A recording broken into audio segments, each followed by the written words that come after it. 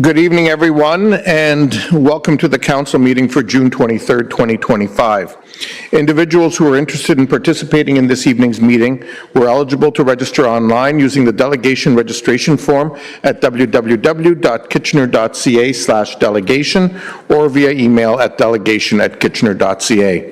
Any written comments received prior to the commencement of this evening's meeting have been shared with members of council and will form part of the public record. The meeting live stream and archive videos are available at www.kitchener.ca/watchnow. Before we begin this evening's meeting, I'd like to begin acknowledging that this past Saturday we celebrated National Indigenous Peoples Day, and so let's reflect on that as we say this evening we're gathering on the traditional territory of the Neutral, Anishinaabe, and Haudenosaunee peoples. We recognize our responsibility to serve as stewards for the land and honor the original caretakers who came before us. Our community is enriched by the enduring knowledge and deep-rooted traditions of the diverse First Nations, Métis, and Inuit in Kitchener today. Before we go on with the meeting, I'd also like to share a couple of reflections. Next Tuesday will mark Canada Day, a time when we gather as a country to celebrate the birth of our great nation and the place we all proudly call home today. The day invites us to reflect on our beginnings and cherish the shared values that unite us, the accomplishments that shape our identity, and the hopes and aspirations that continue to guide us forward as a proud and diverse nation. As we come together with loved ones on porches, in parks, and across neighborhoods to celebrate, let us remember the history that has shaped our country. From coast to coast to coast, Canada is a mosaic of different cultures, languages, and traditions. This rich diversity is our strength and the heart of our shared identity. A critical aspect of being Canadian is understanding the histories and realities of Indigenous peoples who have lived and cared for this land for thousands of years. Their contributions and heritage are integral to the Canadian story. Every Canadian has a responsibility to continue working towards reconciliation with Indigenous peoples. Let us continue our efforts by learning about reconciliation initiatives in our community, such as donating to an Indigenous organization or supporting an Indigenous artist or business. For many of us as Canadians, Canada Day is also a day when we recognize the hard work and resilience of our community, where we come together to help each other not just during difficult times, but every day through little acts of kindness. The neighbor who checks in on a senior, the volunteer who gives their time without recognition, the countless ways we support each other every day. That is the heart of Kitchener and the soul of this country. Your dedication to your community, especially during challenging times, is the true Canadian spirit. On Canada Day, we'll be gathering at Carl Zare Square for a day full of joy, music, and connections. This year's celebration will be bigger and better, with the debut of the Canada Play Kids Zone, a citizenship court, performances by incredible Canadian talent like Juno Award-winning Sloan, and a spectacular pyrotechnics finale that will light up the sky and our hearts. On Canada Day, let's celebrate everything we've achieved together and reaffirm our work to make Canada, a place we all call home, even better. Let us think about what each one of us could do to support building a more caring, welcoming, and nurturing community and country for all of us and for our future generations. Happy Canada Day. Bonne fête du Canada. Oh, yeah, actually, we'll do O Canada now, and they'll do the second statement then. If I can ask everyone to stand as they're able for the national anthem, please.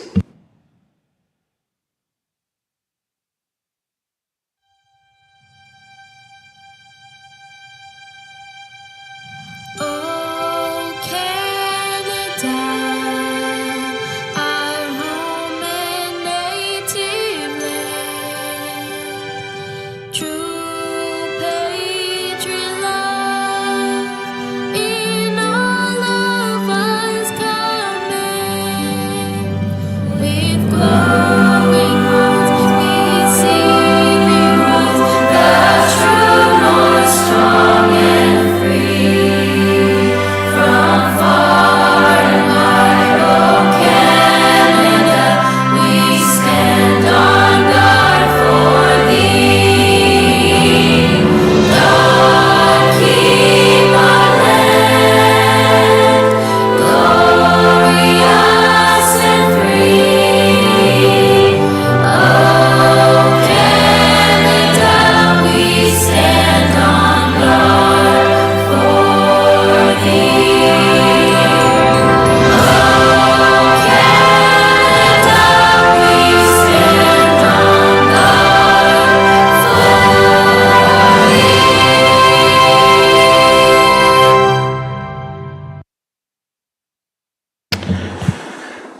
you, everyone.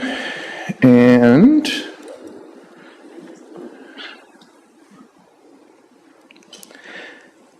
this past Monday was also a very exciting day for the City of Kitchener.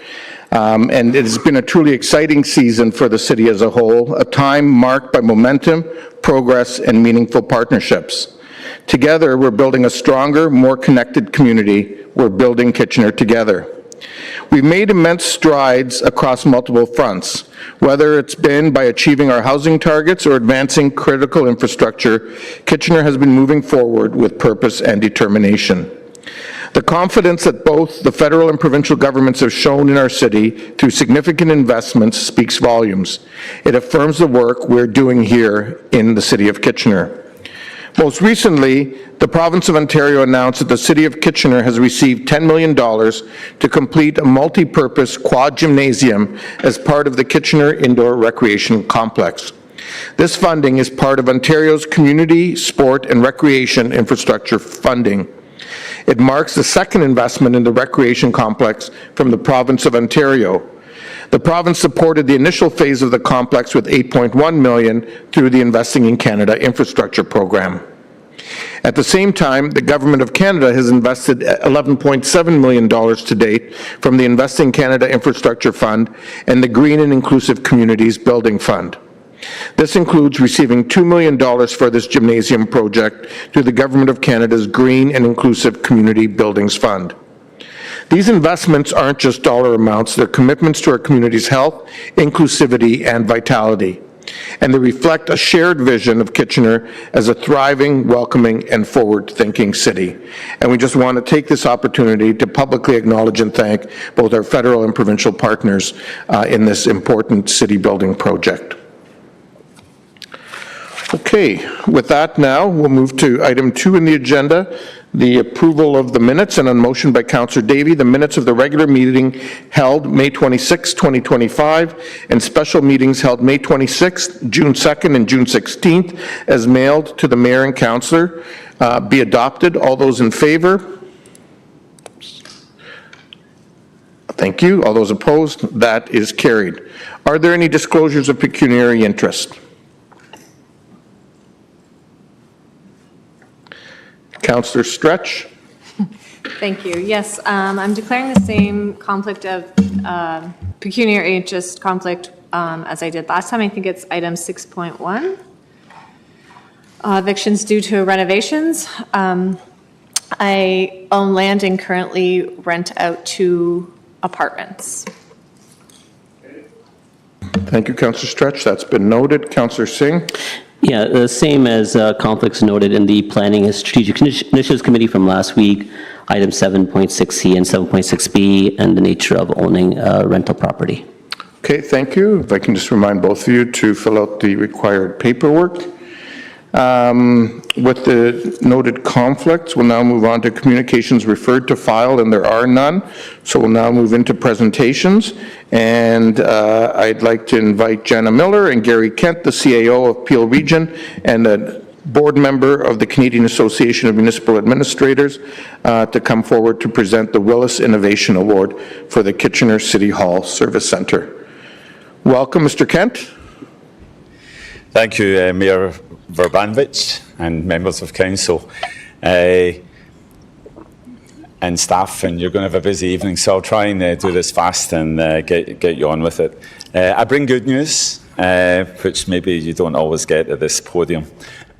I'm pleased to represent the Canadian Association of Municipal Administrators today to present the City of Kitchener with the CAMA Willis Award for Innovation for Municipalities with a population over 100,000. The Canadian Association of Municipal Administrators is a national, non-for-profit association open to all city managers, CAOs, and any person employed in a senior management position across Canada. CAMA has a membership of around 1,000 city managers, and again, they're from all parts of Canada. So, I'm Gary Kent. I'm their second VP. I'll give you the job description later if you want. The member at large also for municipalities with a population over 100,000. Now, at this point, it's obvious I'm not from here. I'm from Mississauga in Peel. But I would like to thank your CEO, Dan Chapman, for his membership and support to our association. It was also a pleasure to have Justin Redmond there to receive. Justin's the GM of Development Services and fellow CAMA member, and he joined us in Mont-Tremblant last month to accept the award. So each year, CAMA honours excellence in municipal administration through the annual awards programme, recognising achievements in 4 areas: innovation, environmental leadership and sustainability, inspiring workplace and collaboration with external organisations and municipalities. These awards celebrate local governments and their CEOs for creative and successful programmes, projects or services. And being the CEO of the region of Peel, I can tell you that the winners of these awards get a lot of exposure as people try and export that to their own municipality. The awards programme promotes professional excellence in municipal administration, sharing success stories to inspire new ideas amongst CAMA members and other local government managers for implementation in their own communities.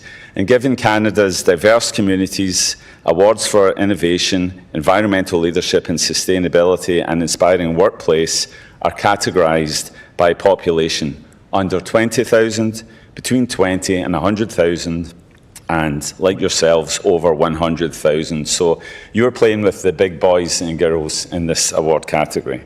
This year we received 54 high-quality nominations, and the evaluation criteria included innovation and creativity, impact on municipal administration, the transferability to other local governments, impact on the municipality and organisation, and the sustainability and long-term positive effects. The Willis Award for Innovation, awarded in recognition of Jack Willis for his contribution to CAMA, and it recognises programmes, projects or services that demonstrate new approaches to leading, facilitating or administering, which result in positive changes to local government processes and practices, and ultimately bringing outstanding benefits to the organisation and the community.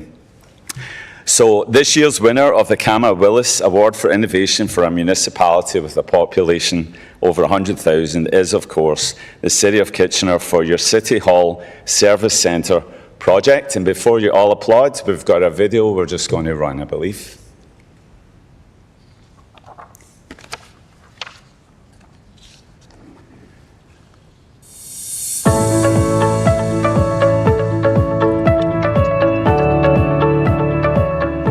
Congratulations to the City of Kitchener, Ontario, winner of the 2025 CAMA Willis Award for Innovation in the over 100,000 population category for their City Hall Service Centre. In January 2024, Kitchener opened a dynamic, one-of-a-kind service centre. It is where technology and human-centered design connect to create the most comprehensive municipal service center in Canada. Customers have an on-demand access to staff experts from 10 service teams in 200+ languages, all at the front doors of Kitchener City Hall. At the same time, behind the service center's walls, staff in the city's 24/7 contact center answer more than 100,000 calls annually and dispatch city crews. The center is also home to Kitchener's team of service transformation experts, resulting in real-time continuous improvement. The center is built on a unique customer-led approach that looks at customer engagement and journey mapping. The service center stems from the global pandemic, which centralized services on the main floor of City Hall. This puts staff close to the challenges of the in-person customer journey and set the wheels of innovation in motion. Congratulations to Kitchener, Ontario, on winning a CAMA Willis Award for Innovation.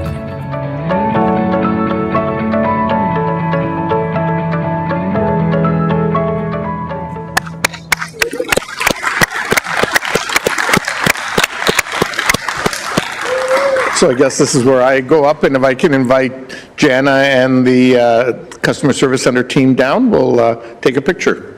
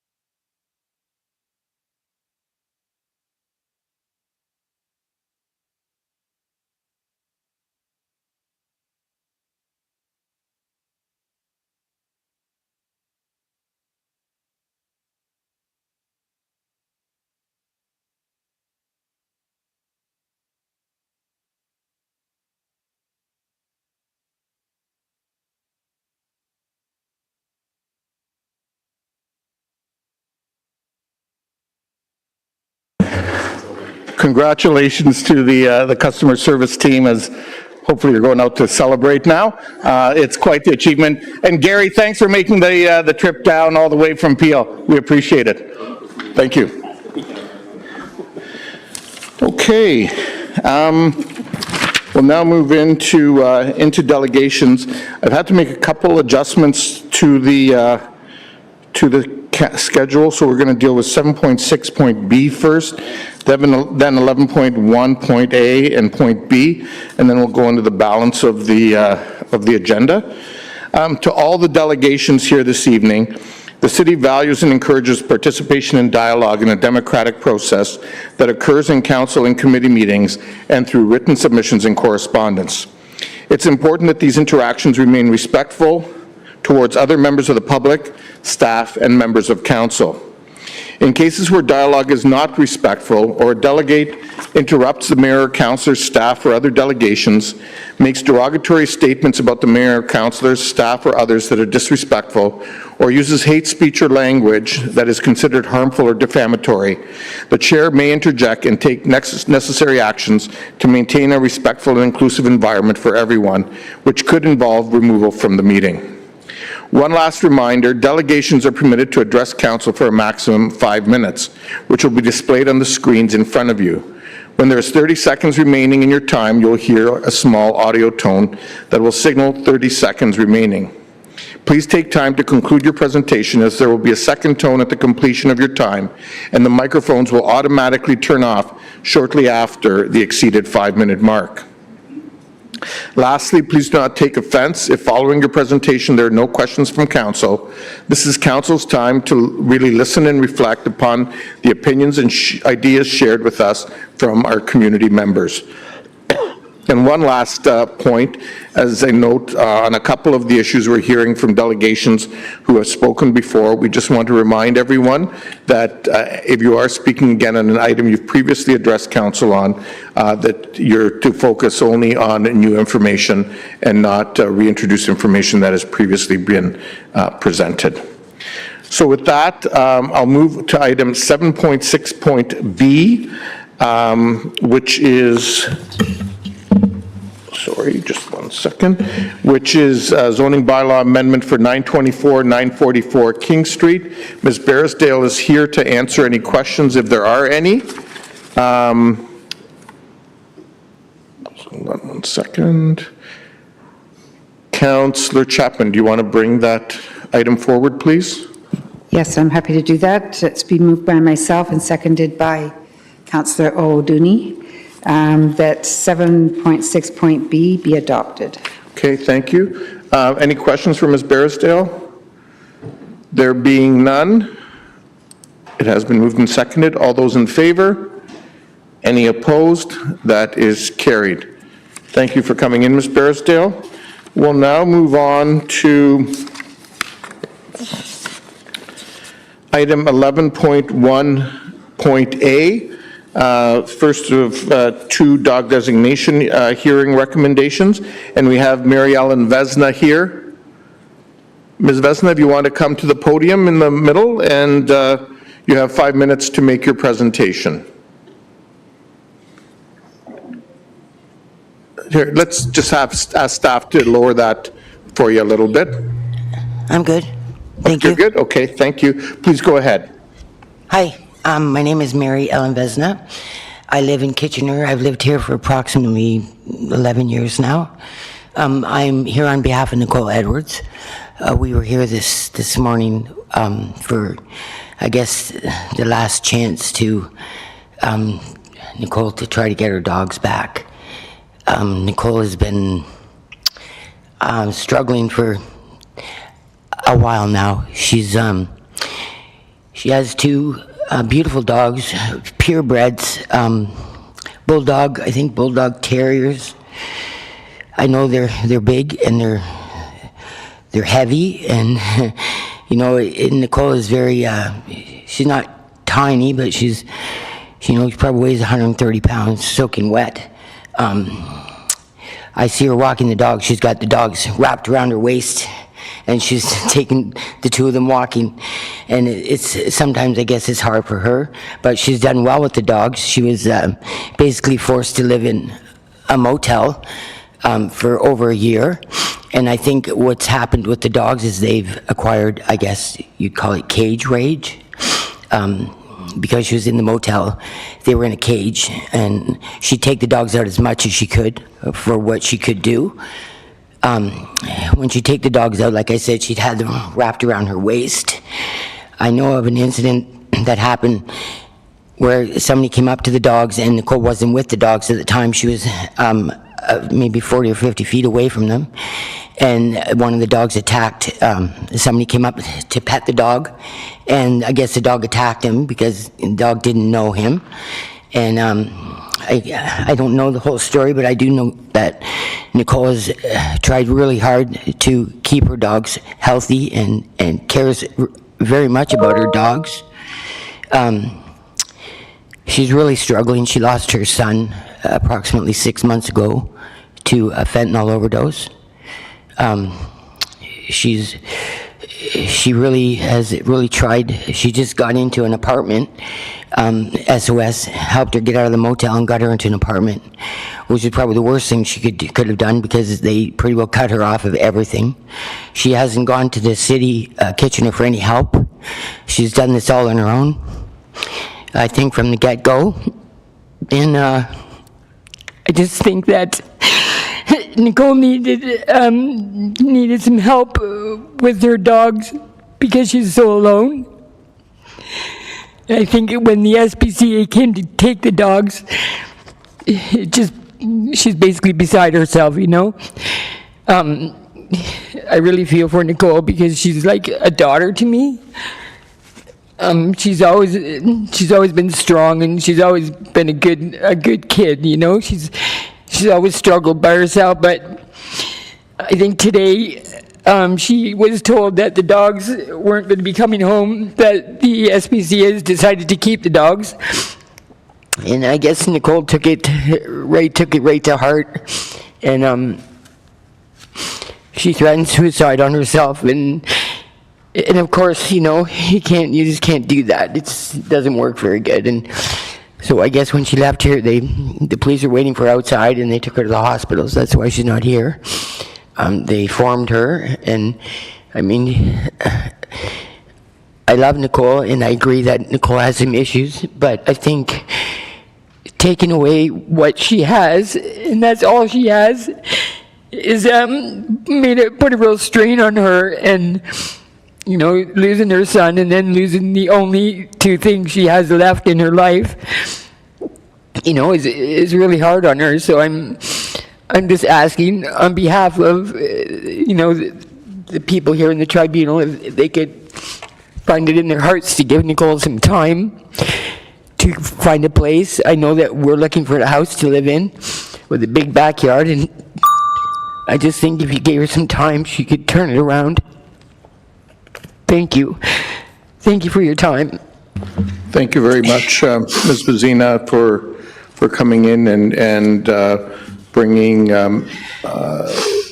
sharing your thoughts on behalf of Ms. Edwards. It's appreciated. There don't appear to be any questions from members of council. Thank you. Councillor Deneau, Did you want to bring that recommendation forward? Thank you, Mr. Mayor. And it's been moved by myself and seconded by Councillor O'Dooney that 11.1A, the designated dog designation appeal, COR 2025-296, be designated as prohibited. Okay, thank you. Any discussion? All those in favor? Any opposed? That's carried. Okay. Ms. Vezina,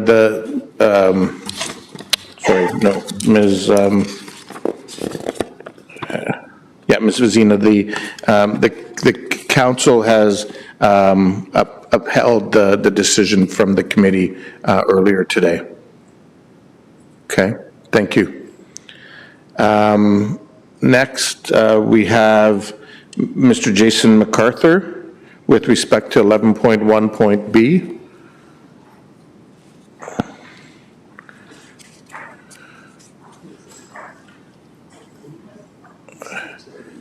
And I believe there's Gage, you're here with Mr. MacArthur? I'm a support worker with the health center in the region. I'm just here to support and read a letter from a vet that saw these folks recently. I'm just going to start with that, and then we can kick it off.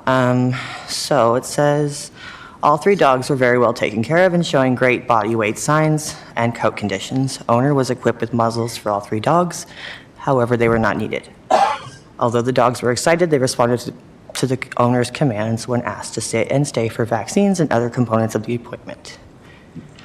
My colleague and I were able to hand feed treats as the distraction while administering vaccinations and performing the physical exam. All 3 dogs displayed 0 signs of reactivity during physical exam, vaccines, and microchipping for one of them.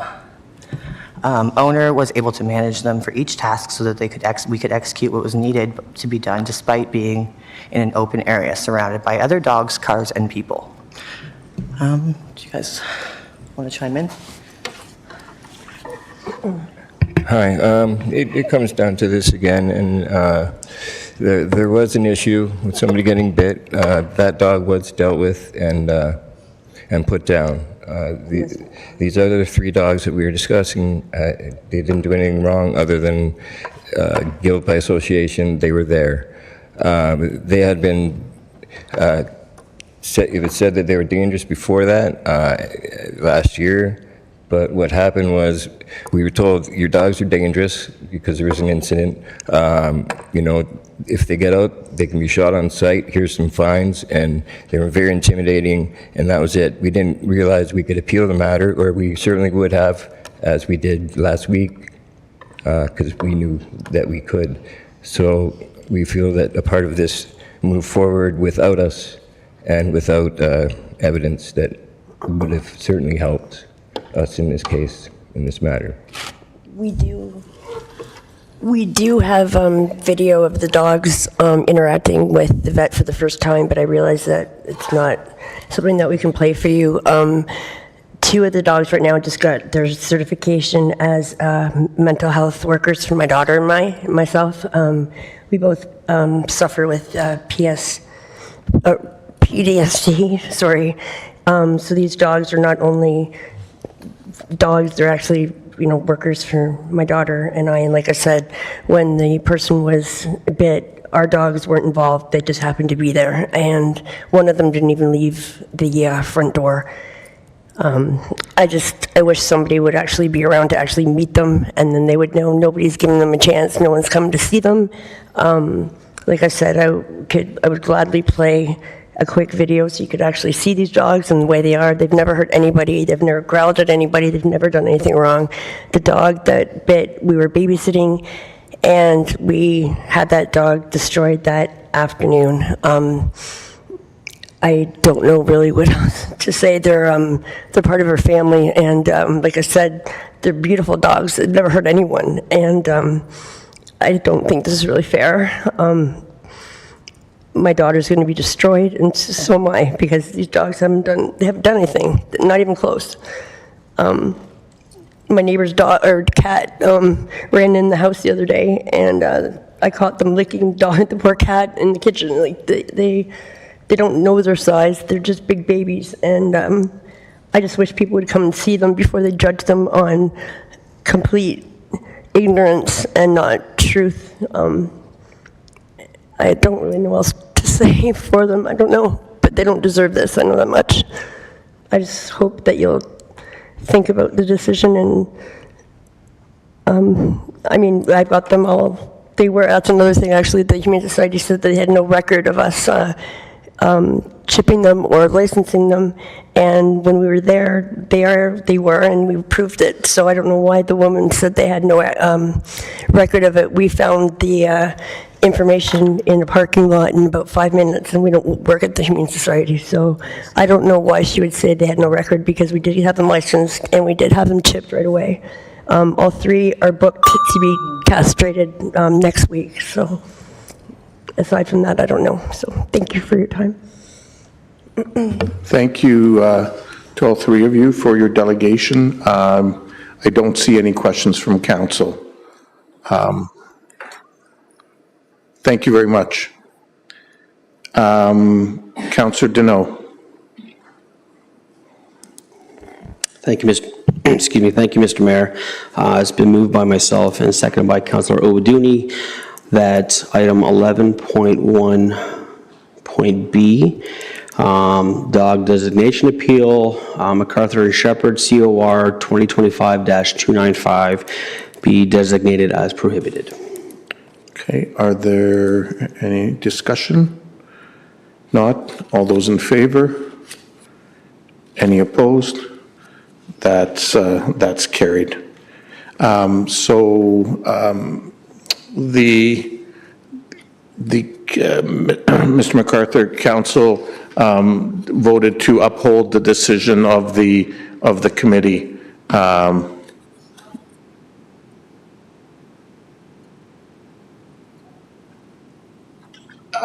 Perhaps the clerk can speak to you about that offline. Okay, thank you. Okay, we'll now move into item 6.1, evictions due to renovictions. And it's report DSD 2025-248 and addendum report 2025-294. We do have a number of staff present to deal with this, and we have written submissions from Ryan Murdoch, Chantel Steeler, Jackie Wells, and Megan Snyder. Our first delegation is Kayla Andrade. I think it's Andrade? Kayla, are you here? From Ontario Landlords Watch? No? Okay, we'll move to Jack Cooper then, please.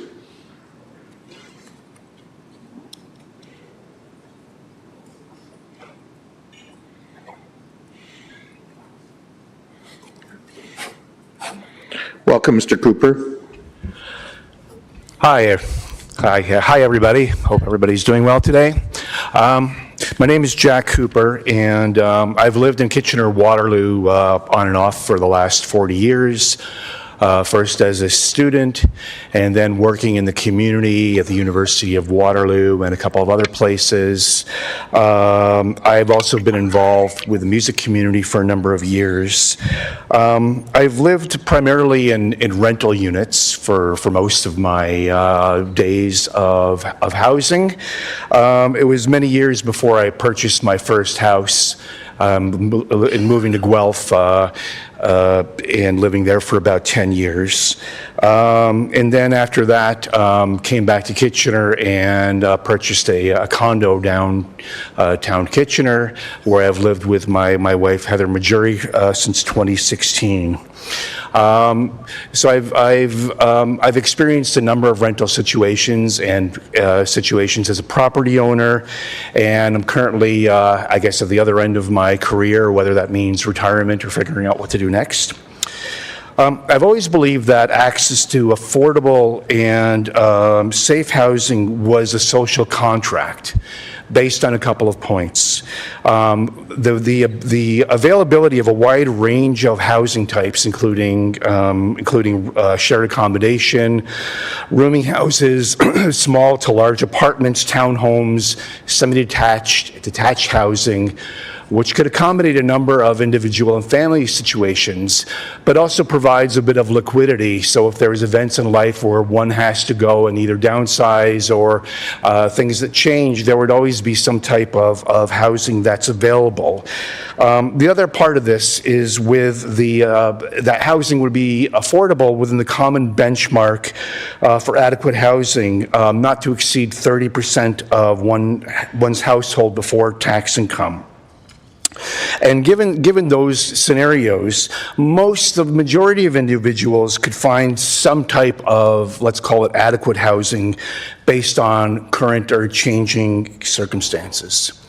Over the past 6 years, numerous friends of mine, as well as musician colleagues, have been evicted, reportedly due to renovations, with some common factors. One is that their current housing is affordable using the benchmark of housing costs within 30% of their households before tax income. The second common mark here is the reason for eviction is not due to the owner needing to accommodate a family member, but it's based on the owner, the landlord, saying there's renovations that have to be done and you have to vacate, and et cetera, et cetera. Often there's been some type of ongoing persistent harassment or pressure along with multiple tribunals if the tenants don't comply. Then the options for affordable housing, once they try to relocate, are very rare and very hard to find. As well, many are dealing with chronic health issues, limited options, including aging, people that have been in the same place for a while, and it's much more difficult for them to move. So the renovation-related evictions have significantly depleted the availability of affordable housing. I wanted to just give a couple of personal examples of people that I've known. So as an example, there's a friend of ours, Heather and mine in the community, that became our roommate back in our apartment back in December of 2019. Wound up staying longer than the intended time to get back on his feet due to COVID, but eventually a bandmate of mine that I play with had a recommendation from his landlord for an apartment that was at 56 Weber Street West. And our roommate actually went and got an apartment there and was living there. And then a couple of years later, he was given his eviction notice, as well as my bandmate, a friend who was living in an adjacent building. So in the case of my bandmate, he was able to find a place to live, which was good. Someone who's senior with some issues. Our roommate wasn't able to, had to go back and find a place with family. There's many other musicians and other people I know that have had housing difficulties, similar things where they're facing the rent evictions, and it's just really a prevalent thing that I've experienced within my circle. Thank you. Thank you very much, Mr. Cooper, for coming in this evening. There don't appear to be any questions. Okay, our next delegation is Laura Mosher.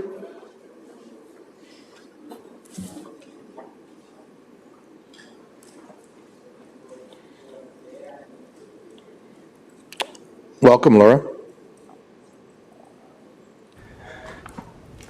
I am here today as a community member, a daughter of someone who has been rent evicted and is currently invisibly unhoused, and as a mother who is also under threat of rent eviction using the same loopholes that have successfully evicted my mom. I am here this evening while my child and wife are at home because this issue has touched me and many people I know and love. I've seen firsthand how devastating this process can be if done under the current guidelines. My landlord was, and still is, incentivized to exploit loopholes in the RTA. They can outright neglect their investment if a tenant doesn't actively report every property issue, and even if the tenant diligently reports every issue, the landlord can provide a bare minimum Band-Aid service. It's in their best interest to neglect their property because of the value that they can extract from a rent eviction. It's in their best interest to attempt to make tenants doubt their right to first refusal. It's in their best interest to ignore the properly submitted right to first refusal of any long-term tenants. My mother and brother used to live in the building across from me, the home I spent my high school years in, but they were rent evicted and the landlord has had a new tenant move in shortly after. She fought for years to get compensatory damages and eventually gave up and settled. She now lives with her formerly abusive, alcoholic ex-husband while sleeping on a couch. My brother is severely mentally ill, and this rent eviction has greatly worsened his condition. He now lives with practically no privacy and out of necessity with this ex of my mom's, my dad, the man my brother killed at the height of his worst mental health.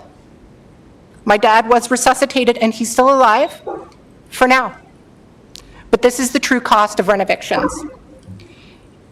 In the instance where a new tenant moves into a unit in dispute, the new tenant can't be evicted, and the old tenant can only be awarded compensatory damages that don't fully match all the costs that are associated with moving. It often doesn't even meet how much rent they are owed and does not take into account other expenses incurred during the moving process. Many people do not even reach the point of being awarded damages because it's a years-long process that requires scheduling whole days off and unspeakable emotional labor. Many won't pursue their case, or they feel pressured to drop their case and settle for less than they are entitled. Compensatory damages are seen by many landlords as just an expense of doing business.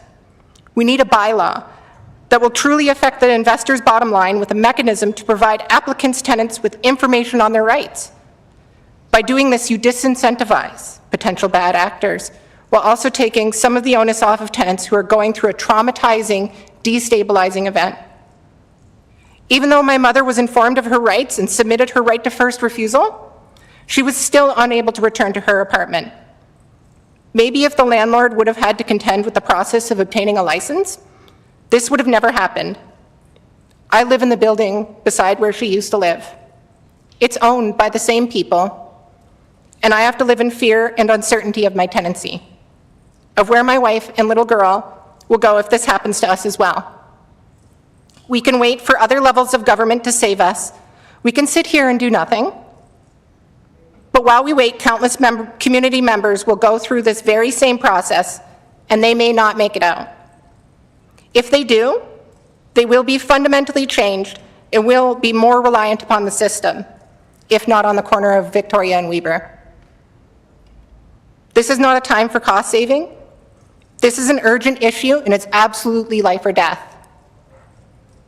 Please work with lived experts, tenant organizers, and legal representatives. Please direct staff to write a bylaw. Please ensure this bylaw will be effective. Give me and my family this peace of mind. Thank you. Thank you very much, Ms. Mosher. There don't appear to be any questions. Thank you. Our next delegation is Cameron Walker, who's joining us virtually. Welcome, Cameron. Thank you, Mayor. Good evening, council members. Thank you for having me. I wanted to speak tonight to add my voice to all the wonderful people and community organizations that have affirmed support for a rent eviction bylaw last week and who will be doing so tonight. I'm Cameron Walker, and last year I was forced from my apartment. As we prepared to move, finding a new home at a comparable rent was impossible. In not even 10 years, market rent for a similar place had doubled, if not more. It's not an exaggeration to say this has been a hardship for my family. We had to make some serious changes to our living situation, and money that we used to put towards our child's future education, our retirement, plans to own a home, other luxuries that people enjoy in life. Instead, that money now goes to ensuring that we have a place to live. And this position, I want to stress, is an incredibly privileged and fortunate one. Countless others are displaced from their homes and are forced to make much harder decisions, or worse, they can't, and they find themselves with precarious shelter or none at all. Last week and possibly tonight, we'll hear about how rent eviction bylaws will constrain landlords from making necessary updates to buildings, and that instead of helping tenants, it will force them to live in outdated and dangerous units. But the great thing about rent eviction bylaws is that it actually helps both tenants and landlords navigate required maintenance and updates. It ensures landlords know what is expected of them as they make repairs, and ensures tenants are not displaced from their homes as a result of the work. The only argument one could have against a bylaw is that it makes it more difficult to trick tenants into an eviction due to tenants' justified unfamiliarity with their rights, or to deceive and to intimidate them into eviction. Let me be clear, bad faith rent evictions occur in our community. Entire buildings are purchased and systematically emptied of people who pay under market rent, those who are the most likely to be vulnerable to housing and housing insecurity. And why? Because it's profitable to do so. Eviction should be a last resort, an unfortunate occurrence when some unresolvable issue between a landlord and a tenant leaves no other recourse. It should not be accepted as a business model, and it certainly should not be accepted as a business model in our community. That is why a rent eviction bylaw is an easy win for council. I understand there's hesitancy among some delegates and some on the council, but when you're given a chance to make a material difference in so many of your constituents' lives, I don't see another course. The only people this harms are those looking to exploit loopholes in our system for an easy buck. Vote to pass an eviction bylaw tonight because there's no good reason not to, and so many to do so. Thank you. Thank you very much, Mr. Walker, and there don't appear to be any questions for your presentation. Thank you for coming in. Our next virtual delegation is Acer Bonaparte. Welcome, Acer.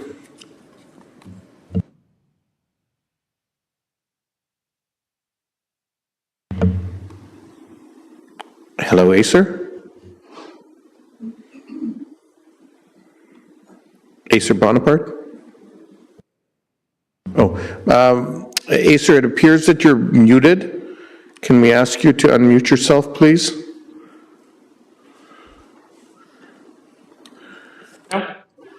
Oh, sounds like you're better now. Okay, if you can proceed, please, Acer. Hi, sorry. Hi, my name is... We lost you, Acer. 1 second.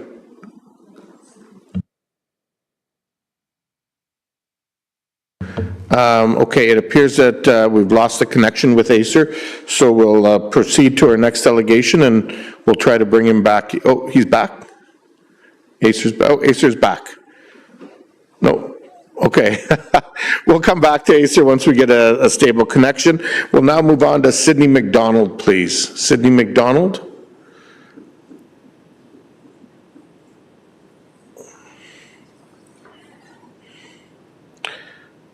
Welcome, Sydney. Thank you for joining us this evening. Thank you. Good evening. Thank you for the opportunity to speak with you today. I'm delegating as an individual. I've lived in this region for almost 10 years, and specifically in Kitchener for just over a year, actually. I can honestly say that I really enjoy living in Kitchener, particularly because of the sense of community and the effort that the city puts into supporting and funding different community events that really spark collectivity and joy. I also wholeheartedly believe that maintaining this sense of community in our city means stepping up to protect our neighbors who are experiencing hard and challenging times, such as a rent eviction. I attended last week's meeting regarding the possibility of a rent eviction bylaw, and I felt an urge to speak today because of what many of my fellow community shared with you, and also from earlier in the delegations today, especially those who are sharing the experiences and the physical and mental hardships that they are facing due to bad faith rent evictions. I understand that this issue may be a download of responsibility onto the city, and I appreciate that this horseshoe has worked to advocate to our provincial government regarding the need for legislation to prevent the harm that is being caused by bad faith rent evictions in Kitchener. And at the same time, I saw last week how the community is coming to you and asking you to take this initiative on because no one is coming to save us. For example, it just reminds me of how in Kitchener, we have a lot of people who provide mutual aid to our unhoused neighbors out of our own pockets. We know that it's really the province's job to raise social assistance rates or to provide funding for more shelters. And we also know that nothing is going to magically improve tomorrow, that we have to look out for each other, that we need to step up despite this not being technically our responsibility to ensure that folks who are living unsheltered, for example, today have ice and cold water on very hot days like today. Ultimately, without safeguards, this all gets downloaded onto the community members to look out for each other with the existing resources that we have. While we as community members advocate to councils and governments for better conditions, we also know that if we don't act now with what we can, that if we wait for the responsible parties, our fellow community members will suffer. So I am here to ask council to do exactly what is in your power now to protect our city from bad faith renovictions that are causing overwhelming amounts of stress for our community members and that are risking an increase of homelessness in Kitchener. Please create a well-crafted bylaw, renoviction bylaw, and step into this opportunity to create upstream homelessness prevention in our city and to protect affordable housing in our city. I want to live in a Kitchener where we do take the time to celebrate our opportunities of collective joy at different events. And I also want to live in a Kitchener that actively works to safeguard all members of our community and keep them housed. Thank you. Thank you very much, Sydney. Are there any questions? There don't appear to be any. Thank you for coming in this evening. Thank you. Our next delegation is Jakara Droog. Jakara Droog.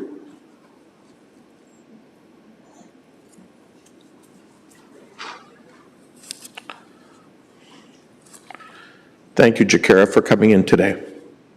My name correctly. We tried. Good evening, Mayor Verbanovic and City Councilors. My name is Jakara. I'm a social worker, a community advocate, and I call the City of Kitchener home. This is my first time speaking at a Kitchener City Council meeting, and public speaking causes me a lot of anxiety, but I'm here tonight because the stakes are just too high not to be. I couldn't live with myself if I stayed silent while tenants in our city, our neighbors, continue to be displaced in the middle of a housing crisis. I'm here to voice my strong support for the rental renovation licensing bylaw and to urge you to move forward with Path 3 and implement it. You might hear arguments tonight that landlords are the ones at risk, alleging this bylaw goes too far. But if a landlord is acting ethically and in good faith, undertaking legitimate renovations and following the Residential Tenancies Act, they have nothing to fear. This bylaw won't hurt them. It won't impact most landlords. It's not a punishment, it's proactive accountability. Right now, tenants are being pushed out under the pretense of repairs that don't even require vacant possession. Some are promised the right to return that never materializes, only to be shut out with no notice. We cannot rely on a reactive provincial process to address what is happening right now in our city. I've spent a lot of time in community at the 100 Victoria encampment where people go when they've been completely failed by our housing system. A few months ago, I met someone who lost their unit in a fire caused by colossal landlord negligence.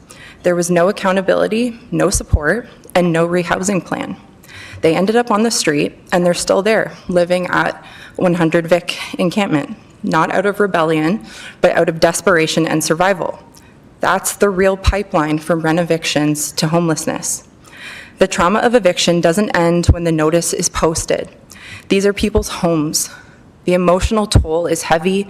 The barriers to fighting a renoviction, especially for people who are disabled, chronically ill, racialized, overworked, or merely just trying to survive, are immense.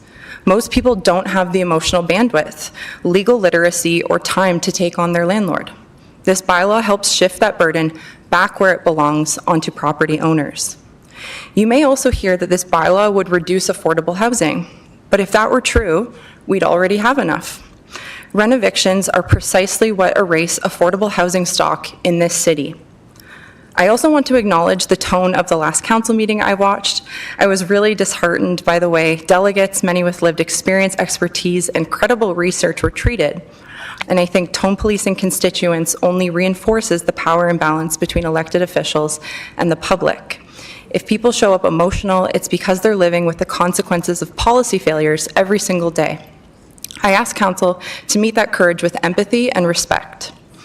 As you heard last week, other municipalities are moving forward with similar bylaws. If we don't act, Kitchener risks becoming a target and magnet for bad faith investors looking to maximize profits without oversight. We cannot afford to be a weak link. A rent eviction bylaw will ensure tenants are properly notified, compensated, and offered the right of return, add clarity and fairness to a broken system, help prevent homelessness and its enormous human and financial costs, and affirm that Kitchener values housing as a human right, not as a commodity. This aligns with your strategic goal of building a connected and caring city. It also complements the work already underway through Housing for All. Kitchener has an opportunity to lead here, and you should. So I'll end with this. Please do the moral thing and pass this bylaw. Work with community partners like the Social Development Center's Eviction Prevention Team or Waterloo Region Community Legal Services to expedite this process, and with urgency. Because we already know what the cost of delay is. It's paid by the people sleeping outside in our community tonight. Thank you for your time. Thank you very much, Jakara, for coming in, and there don't appear to be any questions. Okay, our next delegation is Melissa Bowman.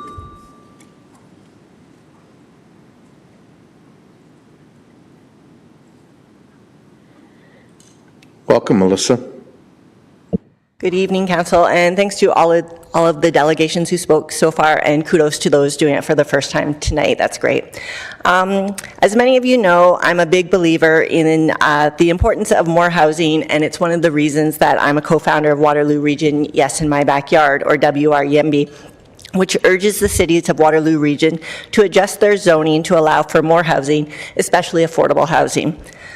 While creating new housing is essential, it's not enough on its own. We must also protect the affordable housing that already exists and ensure strong, clear protections for tenants, the very people most at risk of being displaced.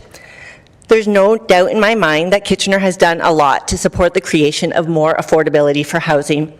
I applaud that, and in fact have spoken in support of many of those initiatives, which include the rental replacement bylaw, support for lodging housing, the Growing Together plan, and the cooperative housing incentive. Clearly, many tools have been added to Kitchener's toolbox in recent years. The thing about toolboxes, though, is that they evolve over time, and they are rarely complete. As one deals with new challenges, they add new tools to their kit to address those challenges. When I first moved away from home, I was gifted a small toolbox with just the basics: hammer, nails, screwdrivers, and a measuring tape. 25 years later, that same toolbox still has many of those items, but also many more as I added to it over time to address different issues as they arose. Kitchener must do the same, and a rent eviction bylaw should be one more tool to add to your growing toolkit to address housing affordability and security. It seems to me that our housing crisis is like a boat taking on water and at risk of sinking. In the moment of emergency, it does no one any good to simply point out how much water you have already bailed out of the boat if the boat is in fact still taking on water. What helps is continuing to get the water out of the boat. Right now, there are many residents in our city who feel like they are taking on too much water and are at risk of sinking in this housing crisis. We've heard many of their stories last week and tonight. This rent eviction bylaw could be the life preserver that keeps them afloat until a more permanent solution is achieved. At the committee meeting last week, I heard that N12 evictions are more common than the bad faith N13s this bylaw aims to address. To me, that's not a reason to hold back. It's a reason to strengthen the bylaw and explore how it might address bad faith N12s as well.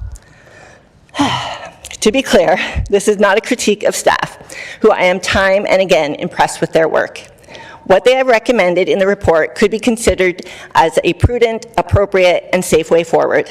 Given the current economic and political environment we are in, I can't fault them for their recommendation. However, they have laid out alternatives, and I think it's council's responsibility to seriously reflect on those alternatives and compare it to the needs and desires of Kitchener residents. I don't think we should just play it safe and go with recommendation 2. If every city waits for another city to take the lead, we'll be stuck in a cycle of hesitation. Kitchener prides itself on innovation and doing things differently, and I believe we have a history of doing exactly that. This is another opportunity to be bold and lead the way while offering tenants some additional sense of security. I urge council to vote in support of option 3. Thank you. Thank you very much, Melissa, for coming in, and there don't appear to be any questions. Our next delegation is Aaron Cooper. Is Aaron here? No, there.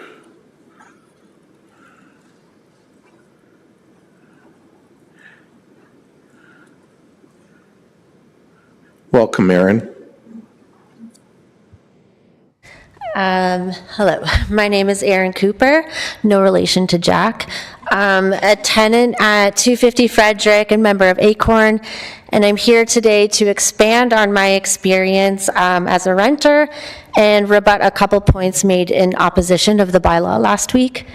Kitchener is my hometown and current residence. I've now lived here over half my life. I moved back in January 2021 after being priced out of Toronto, and I'm so glad I moved back when I did, because rent has increased to a point that I am getting priced out of Kitchener, which is why I think Kitchener needs an evictions due to renovations bylaw. I'm seeing the same sneaky tactics that drove up rental rates in Toronto happening here, and it scares me. When I began my Kitchener rental search, admitting I was moving from Toronto proved to be a downfall, as I had multiple instances of being told a higher price than what was advertised. I'm thankful my mom did the initial research and inquiry for my current apartment, because she had the proof to help me argue my way into saving myself $125 a month. And just to clarify, this was before our building was sold to Mr. Klein. But now under that ownership, I believe I am the only unit on my floor that has not yet received an eviction notice, nor has a new occupant from the result of a renoviction. Not knowing what the future holds for me, I occasionally research available rentals just in case. I'm seeing deceivingly enticing marketing ploys for 1 month free if you sign a 13-month contract on a unit that is most often slightly above current market rates. I'm seeing 1 bedrooms being advertised as perfect for students, plural, or a couple, as if even the landlord knows what they're asking for is more easily achieved on 2 incomes instead of 1. Thus gradually pricing single income situations out of easily affording a 1-bedroom unit. I do not want to leave my home nor re-enter the rental market, and so I feel for the people in less fortunate circumstances than myself. Because on paper, I have this senior title job at one of the largest book publishers in the world, and while I may not be struggling to survive, I'm struggling to get ahead. Each time I have been forced to move, which includes 2 rent evictions, more often than not, my rent increases far beyond what my salary has. So with that, now to rebut a couple points from those opposed last week. It was said the real problem is the rise of N4s, and we should look into that issue instead. People don't pay rent when they can't, and there is no incentive for compassion from landlords. If you've had that tenant for 6 months, a year, 5 years, you're seeing the rental market go up. So when a current tenant fails to pay, here's your opportunity to replace them with a potentially higher paying tenant. An obvious solution to seeing a decrease in N4s is increasing, or at the very least, maintaining the affordability of rent. And that is why this bylaw is so important. For example, the going rate for a 1-bedroom in my building has gone up by over 40% in under 5 years. And that is largely due to the turnover increase from renovictions. Has anyone here's salary or income gone up by 40% in 5 years? Even 30%? Rent is rising at a much faster rate than salaries, and that is not sustainable. We need to take precautions in various areas, like the one at hand, to try to alleviate this and keep rent affordable. And my final rebuttal to another comment from last week, this is an issue for the province, not the city. You are absolutely correct that the province should take responsibility for this issue. But you are talking about the province that got rid of rent control. The province that sent the message to landlords province-wide that they also think landlords should be able to charge whatever they so choose. I'm not convinced the province will prioritize anything to help with rent affordability until the issue cannot be denied nor ignored. And I feel the best way to do that is exactly this: passing bylaws that aim to protect renting citizens from the mess the province created, and having this happen across multiple cities.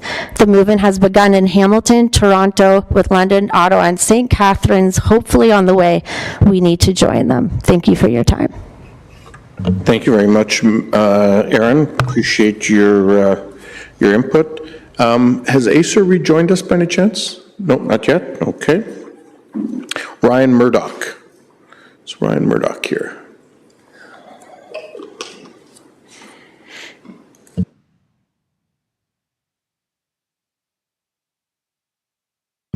Welcome, Ryan. Hello.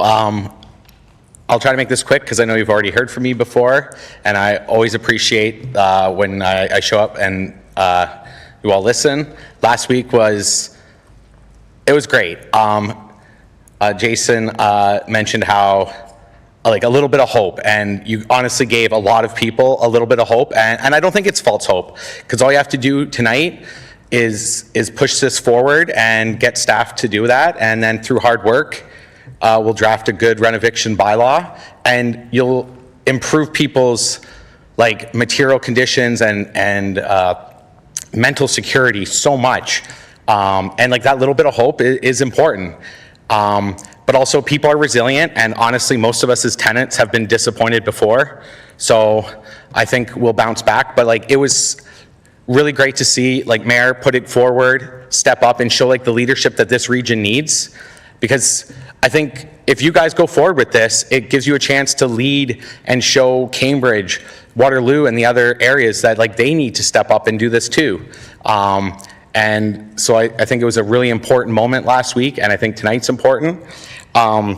So yeah, I think that instead of false hope, what it will give is people a sense of protection, because they'll know that there's a system in place that ensures their rights are protected from the beginning of the process and not after, like months. Like what did we hear last week? I think it was 6 months for landlords and a year for tenants. Like that's too long to like like the thing's already happened to you. You've already been devastated. And this would just ensure that the whole process is like standardized, and as we heard, for both sides, which is important. And then I think that also leads to the issue of, like, again, stepping up to the plate and going beyond perhaps the defined responsibility of Kitchener as a municipality. But this bylaw can have even an outsized impact on the landlord-tenant boards and those wait times, because landlords do this dishonestly, and then they sometimes don't even show up to the landlord-tenant board meetings. So that's been scheduled, that's been paid for, and then they just can't even be bothered to show up because it's not worth their time. They're like, I tried. Like, they didn't show up tonight. And that's what people go through.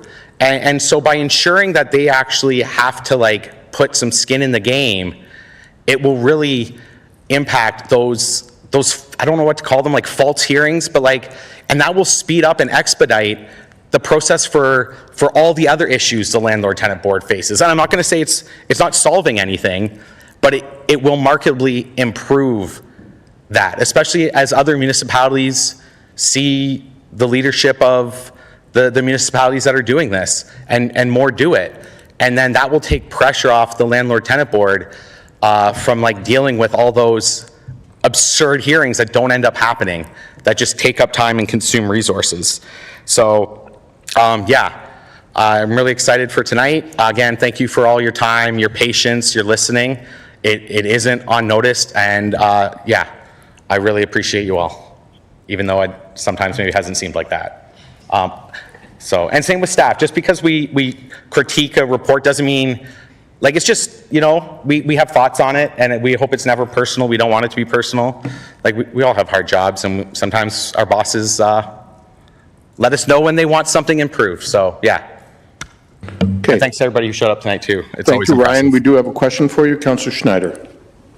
Thank you, Mayor, and thank you, Ryan, for coming in. Thank you for your advocacy on this. I just want to get a handle on things. So, should this bylaw proceed, is it your hope that it would discourage or put an end to N13s, and it is your hope that it would help regulate the behaviors of some landlords? Yeah, like I think we wanted to end like the frivolous, bad intentioned ones. Like we all understand like houses age, stuff needs to happen. But it would definitely, we want it to like I think you said, regulate it. Ensure that a landlord who's kicking out, who's evicting a tenant actually needs to. And I remember my first boss in a restaurant talking about like skin in the game is important. Like the guy who just ends up owning a restaurant but didn't put any skin in the game, their restaurant goes out of business. So we need landlords at times to have some like skin in the game there. And like I think it's been mentioned, it wouldn't be an exorbitant fee. It's pretty reasonable. So like some of our rents get raised almost that much if we have to move in like 1 month. So, but yeah, I think we wanted to like slow it down and make it so that they can't just distribute them through a whole building, like willy-nilly. Okay, thank you. Sorry, willy-nilly is a technical term. Willie Nelson? Okay, great. Thank you very much, Ryan. Those are all the questions. Have a good evening. Our next delegation is Jackie Wells. Is Jackie here?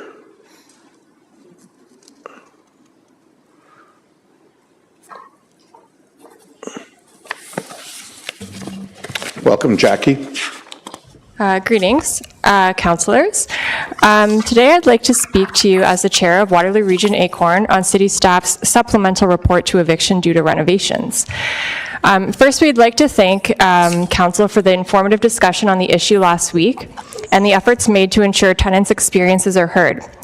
We especially like to thank Mayor Verbanovic for putting forward the motion to move forward with the renoviction bylaw, and of all of the council members who heard tenants' voices and voted in support of this necessary policy. Tonight, we urge council to finish what committee started last week by voting yes to move forward with the renoviction bylaw for Kitchener. The vote at committee last week meant a lot.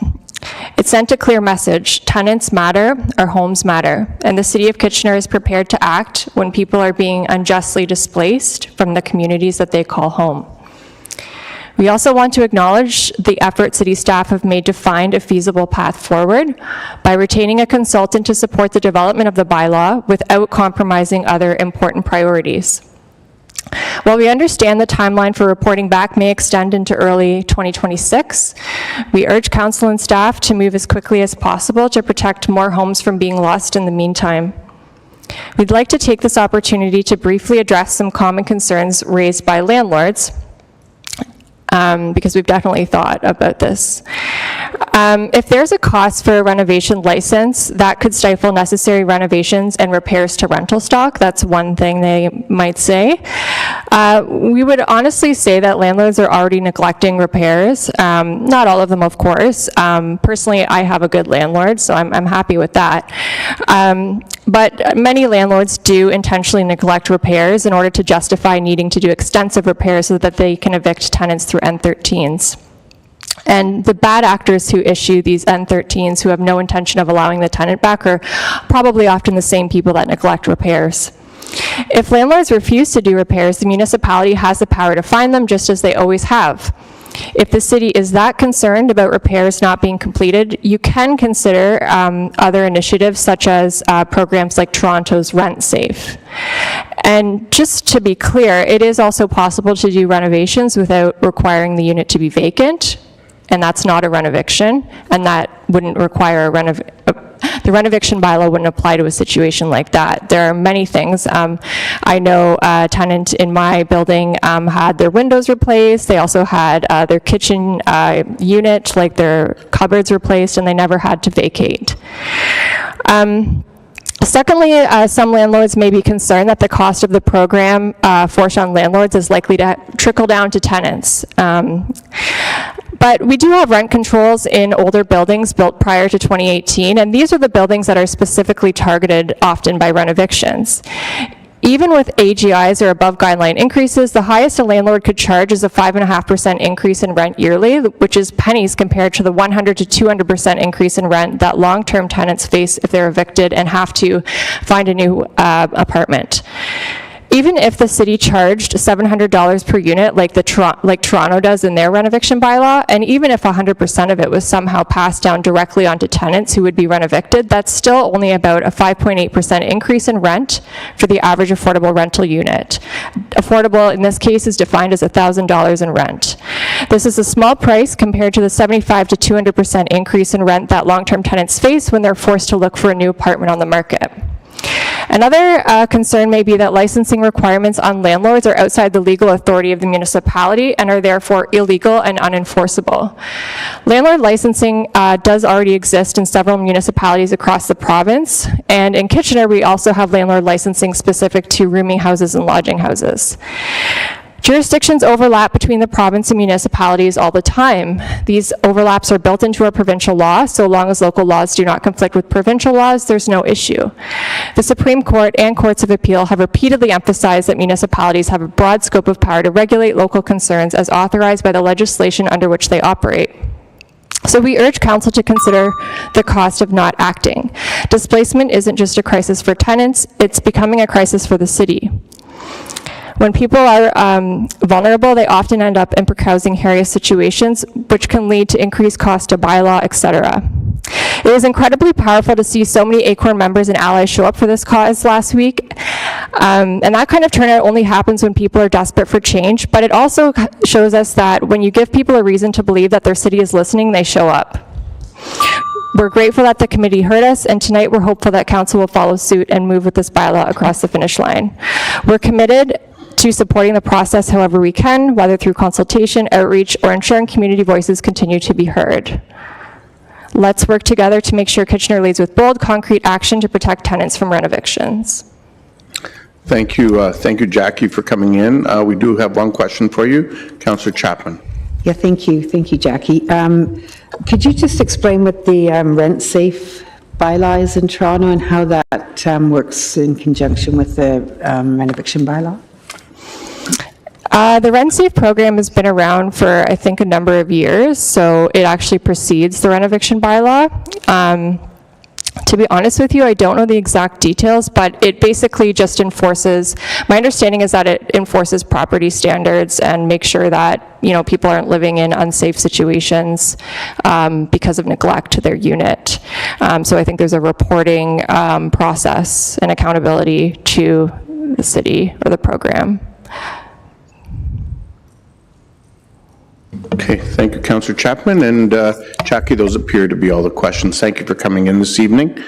Next up, we have Beatrice Kelly.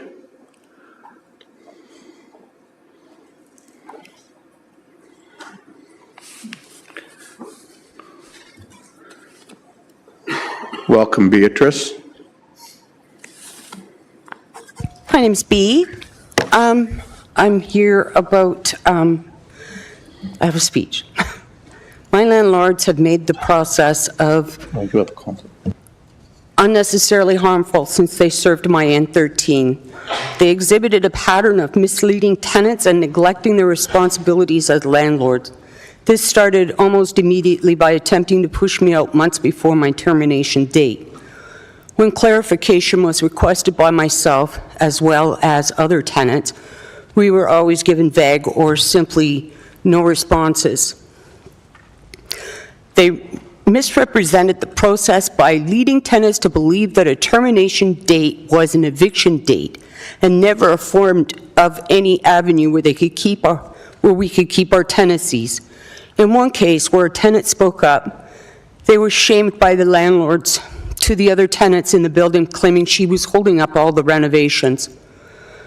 Looking back, I believe when it became clear to the landlords that I was not going to leave easily, they showed clear signs of acting in bad faith. This includes targeting other vulnerable tenants to offer me their unit in a neighboring building, going behind my back to communicate with my disabled son, who is not on my lease, sneakily giving me my first month's rent deposit back, despite me trying to return it, dodging most clarifying questions in regard to processes and repairs, responding to emails from the same account I sent my intent to return, yet never acknowledging its existence, cutting off my hydro and requesting I change my address, and just being unkind to the community partners. I took efforts to become informed and act in accordance with the RTA. I submitted an intent to return as per my right of first refusal on numerous occasions with contact information. My son and I left my home in January thinking I was going to be able to return in just a few months, which was the initial timeline given by the landlords.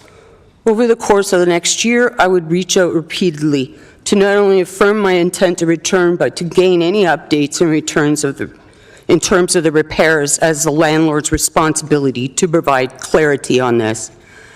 At times I felt completely helpless and in the dark, while other times I felt strung along to believe I would be returning home in just a month or two. I gave them the most amount of time I possibly could before filing with the LTB. I did this not from a place of grace, but rather desperation to return home. In the time since, I've learned through investigated efforts by my daughter that they have rented my unit to someone new. I now know for certain that I will not be returning to my home. This bad faith rent eviction has been a disabling event for both my son and myself. Because I am an ODSP recipient, I have no other options for temporary accommodation other than staying with my ex, who suffers from alcohol addiction and has a history of abuse, who was an act of desperation, and I felt I would try my best to protect myself and my son for a few months. It's been over 2 years now since leaving and moving into a world of hidden homelessness. This has disrupted my son's treatment. He has been and is in the care of Grand River Hospital System. Right now, he's been in there for a month. It's crucial to maintain pattern and routine when it comes to stabilizing someone with a schizoaffective disorder. I have not been able to provide this since living in the uncertainty caused by my landlords. Throughout the months since I've been served with the N13, September 2022 to when I moved out, January 2023, the landlords would turn the water on and off as needed with no appropriate notice. It was common for a notice to be posted in a window somewhere in the building. They were unclear, did not depict any timelines. Well, this had been a pattern throughout my tenancy. It ramped up as I felt confused, frustrated, inconvenienced. My worker tried to communicate with them many times. I think I'm out of time. You can just wrap up. Sorry? If you can just make your final thoughts, Beatrice. I just plead with you people here to do what you can to help. If it wasn't for the fact that I'm still alive, my son would be living in that tent city right now, probably in jail. But that's our case. Thank you. Thank you, Beatrice, for sharing your powerful story with us. Our next delegation is Linda Voss.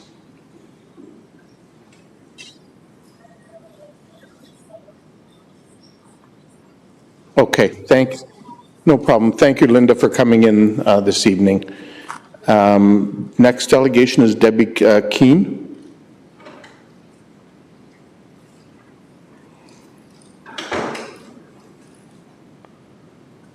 Welcome, Debbie, and thank you for coming in. Hello, Mayor, City Council. Debbie Keane. I'm 60 years old and I'm facing eviction. I'm the neighborhood Nana. I sit out front and kids come around and have formed a natural play group. It would be devastating to me and to the neighborhood to have to be if this eviction goes through. But there's something you can do about it. In the report from city staff on June 16, staff said this rent eviction bylaw would start at $300,000 to develop the bylaw. In the new report, staff released today, for today's meeting, staff state it will only cost $150,000. That's great. There's nothing in this report to make anyone who voted yes for this bylaw last week to change their vote today. I thank the mayor for putting the motion forward to start working on this bylaw. I really hope council will do the same tonight and save people from losing their homes. Thank you. Thank you, Debbie, for coming in. There don't appear to be any questions. Our next delegation is Brendan Schaefer. Welcome, Brendan. Thank you for coming in this evening. Thank you. Thank you for having me. I'm really encouraged, and I want to thank you all for putting this motion forward and to moving forward with this rent eviction. I'm here to support the implementation of the rent eviction bylaw. I wanted to share a little bit about my personal experience with rent eviction. The building where I lived with my family for the past 18 years was recently sold about a year ago, and the new owner had recently issued rent eviction notices to all the tenants. And at the same time, the tenants were informed that by the city that this particular redevelopment of the building would be covered under the rental replacement bylaw, which was passed last year. And that was great because that gave us all the assurance that the city was going to hold them accountable to the law, and that we would be able to, that they would need to provide a place for us to live while the renovations are going on, and that we would then be able to move back in afterwards.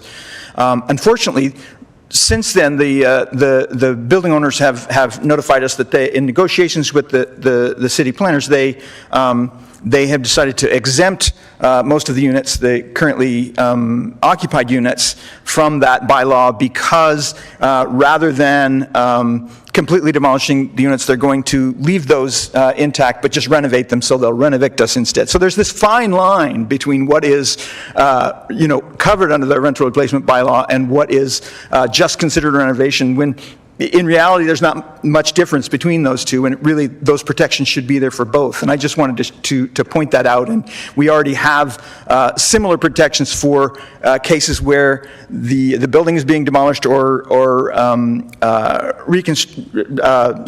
converted. But it only makes sense that we follow through with this and fill that loophole that some landlords are going to be trying to use. And of course, I wanted to reiterate the issues, the direct relation that some of the other delegations have noted between rent eviction and the incredible homelessness epidemic that we're seeing, and how there's a direct connection between those things. And it's really, this is something that we can do about it, and I just really encourage you to do that. Thank you. Thank you very much, Brendan, for coming in. There don't appear to be any questions. Our next delegation joining us virtually is Barb Smith. Welcome, Barb.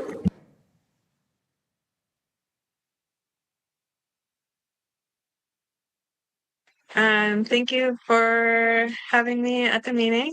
I wanted to speak in support of the rent eviction bylaw.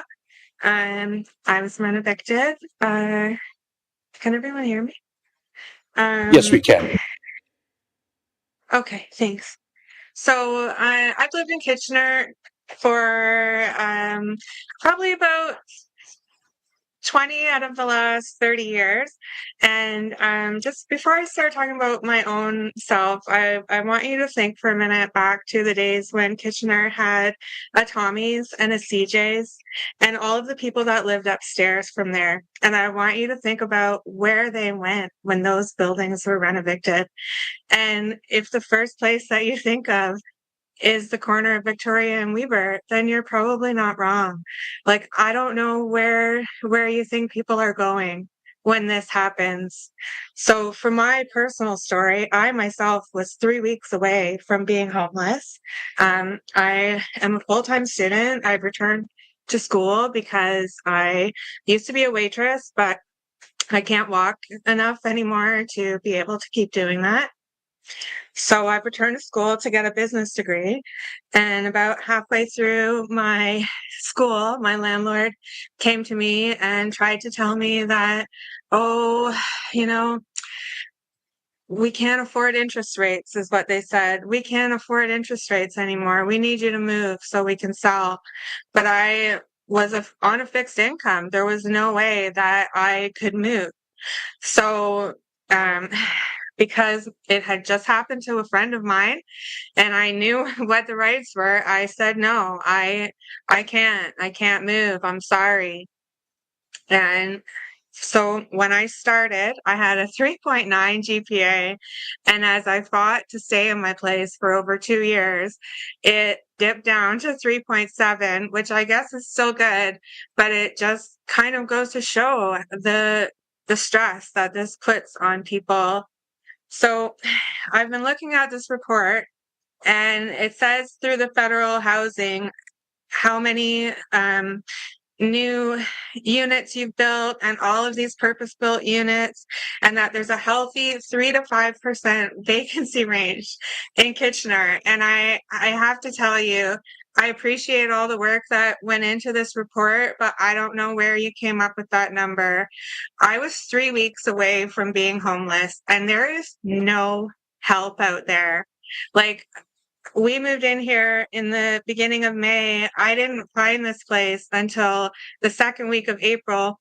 And the only reason that I got to move in here was because I promised that I would pay the rent for my entire semester, even though that's illegal. So I don't know where this 3 to 5% vacancy rate is coming from, but it's not accurate. I'm sorry.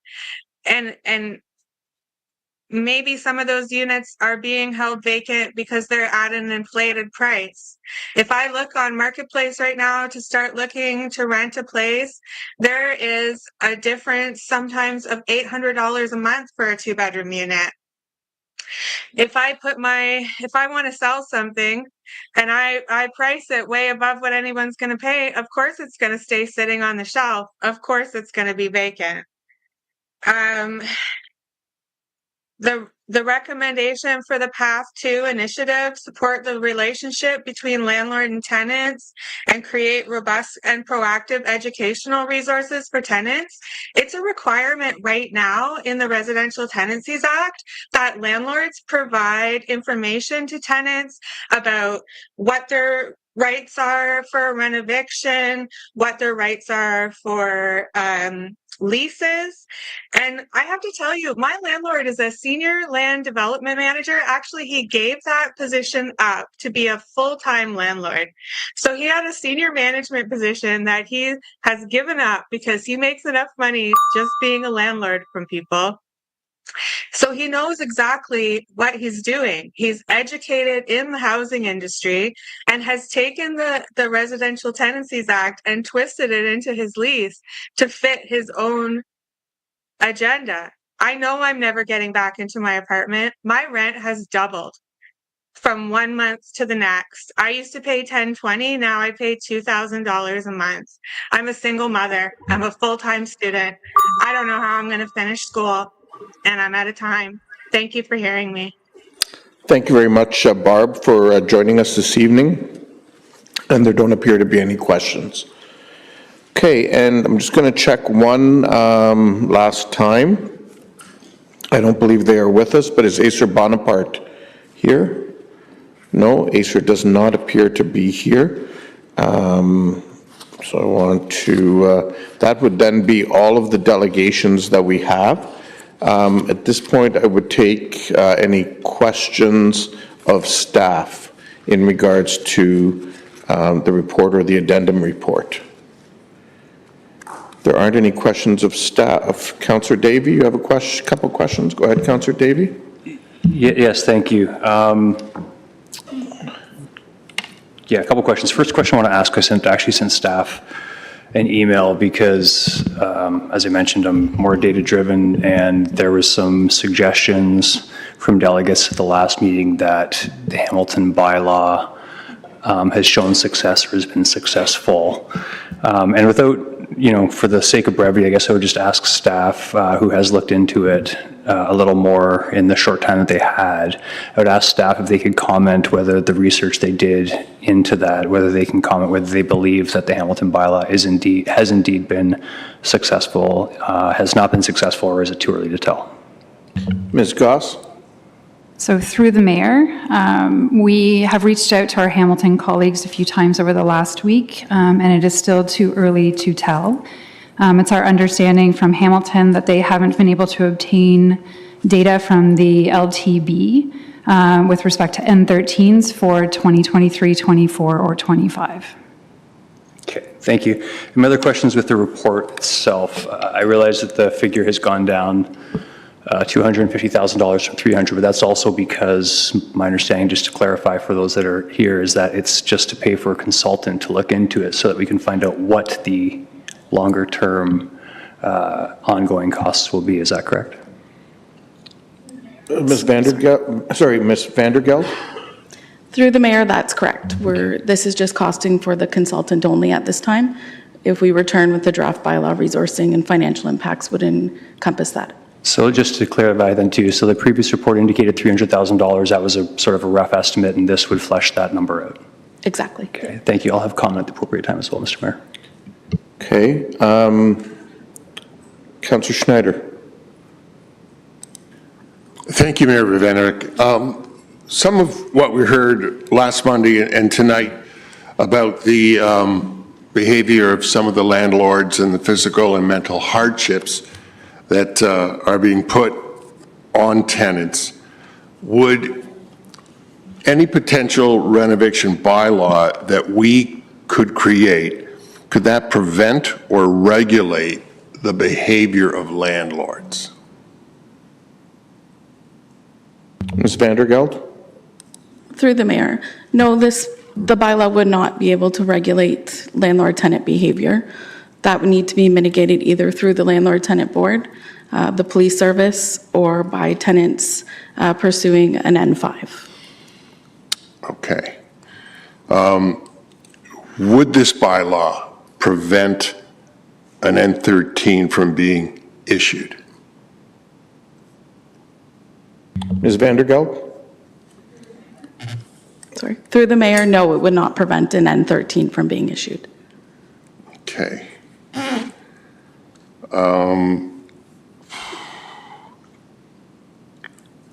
Okay, so the question now of the report.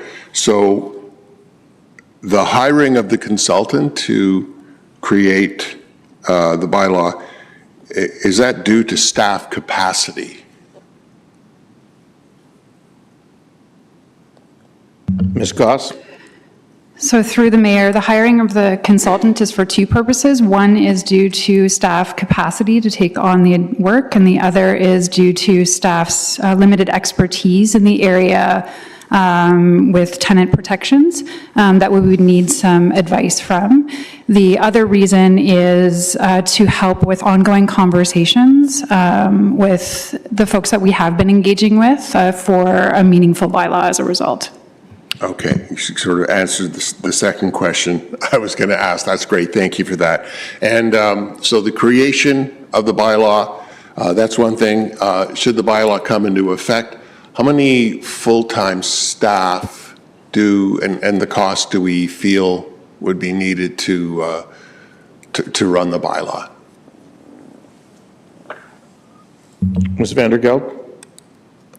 We can't confirm exactly until the bylaw has been written and we know what extent the bylaw and the regulations are to know exactly what type of staffing would be required, but we would anticipate 1 to 3 permanent full-time staffing within licensing to do the intake and enforcement, and also somebody that has tenant relations, social type work to assist with the program as well.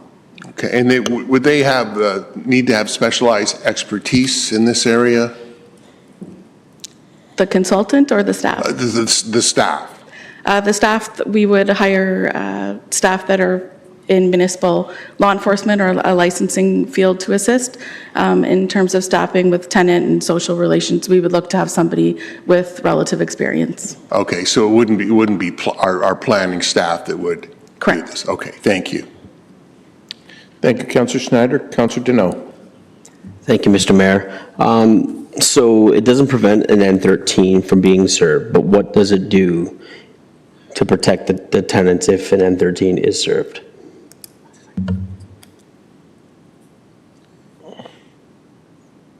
Who wants to take that?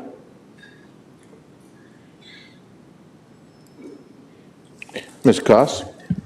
So through the mayor, although it wouldn't prevent an N13 from being issued, it would provide a licensing mechanism, and depending on how the bylaw is structured, it could provide some tenant compensation options. Okay, thank you. I don't see any other questions from council. I have a couple questions. Just first of all, on the reference to the consultant and the $150K in cost, I'm just wondering what we base that on. And I ask that because I have had external parties from the legal profession reach out to me today, surprised at the proposed cost. And so I'm wondering what we've based that on. I don't know who wants to take that. Ms. Robb? Through you, Mayor Verbanovic, we've assessed the cost not only on the development of a bylaw, which would involve the legal consulting, but also the stakeholder engagement that Ms. Goss referred to. We need to ensure that we have consulted with all of the affected parties, and that is a body of work that is above and beyond just the legal consultation. We're not confident that it will come in at $150,000, but that's the absolute upset cost that we would envision. So will that go out for tender, or for, like, how will we hire this consultant?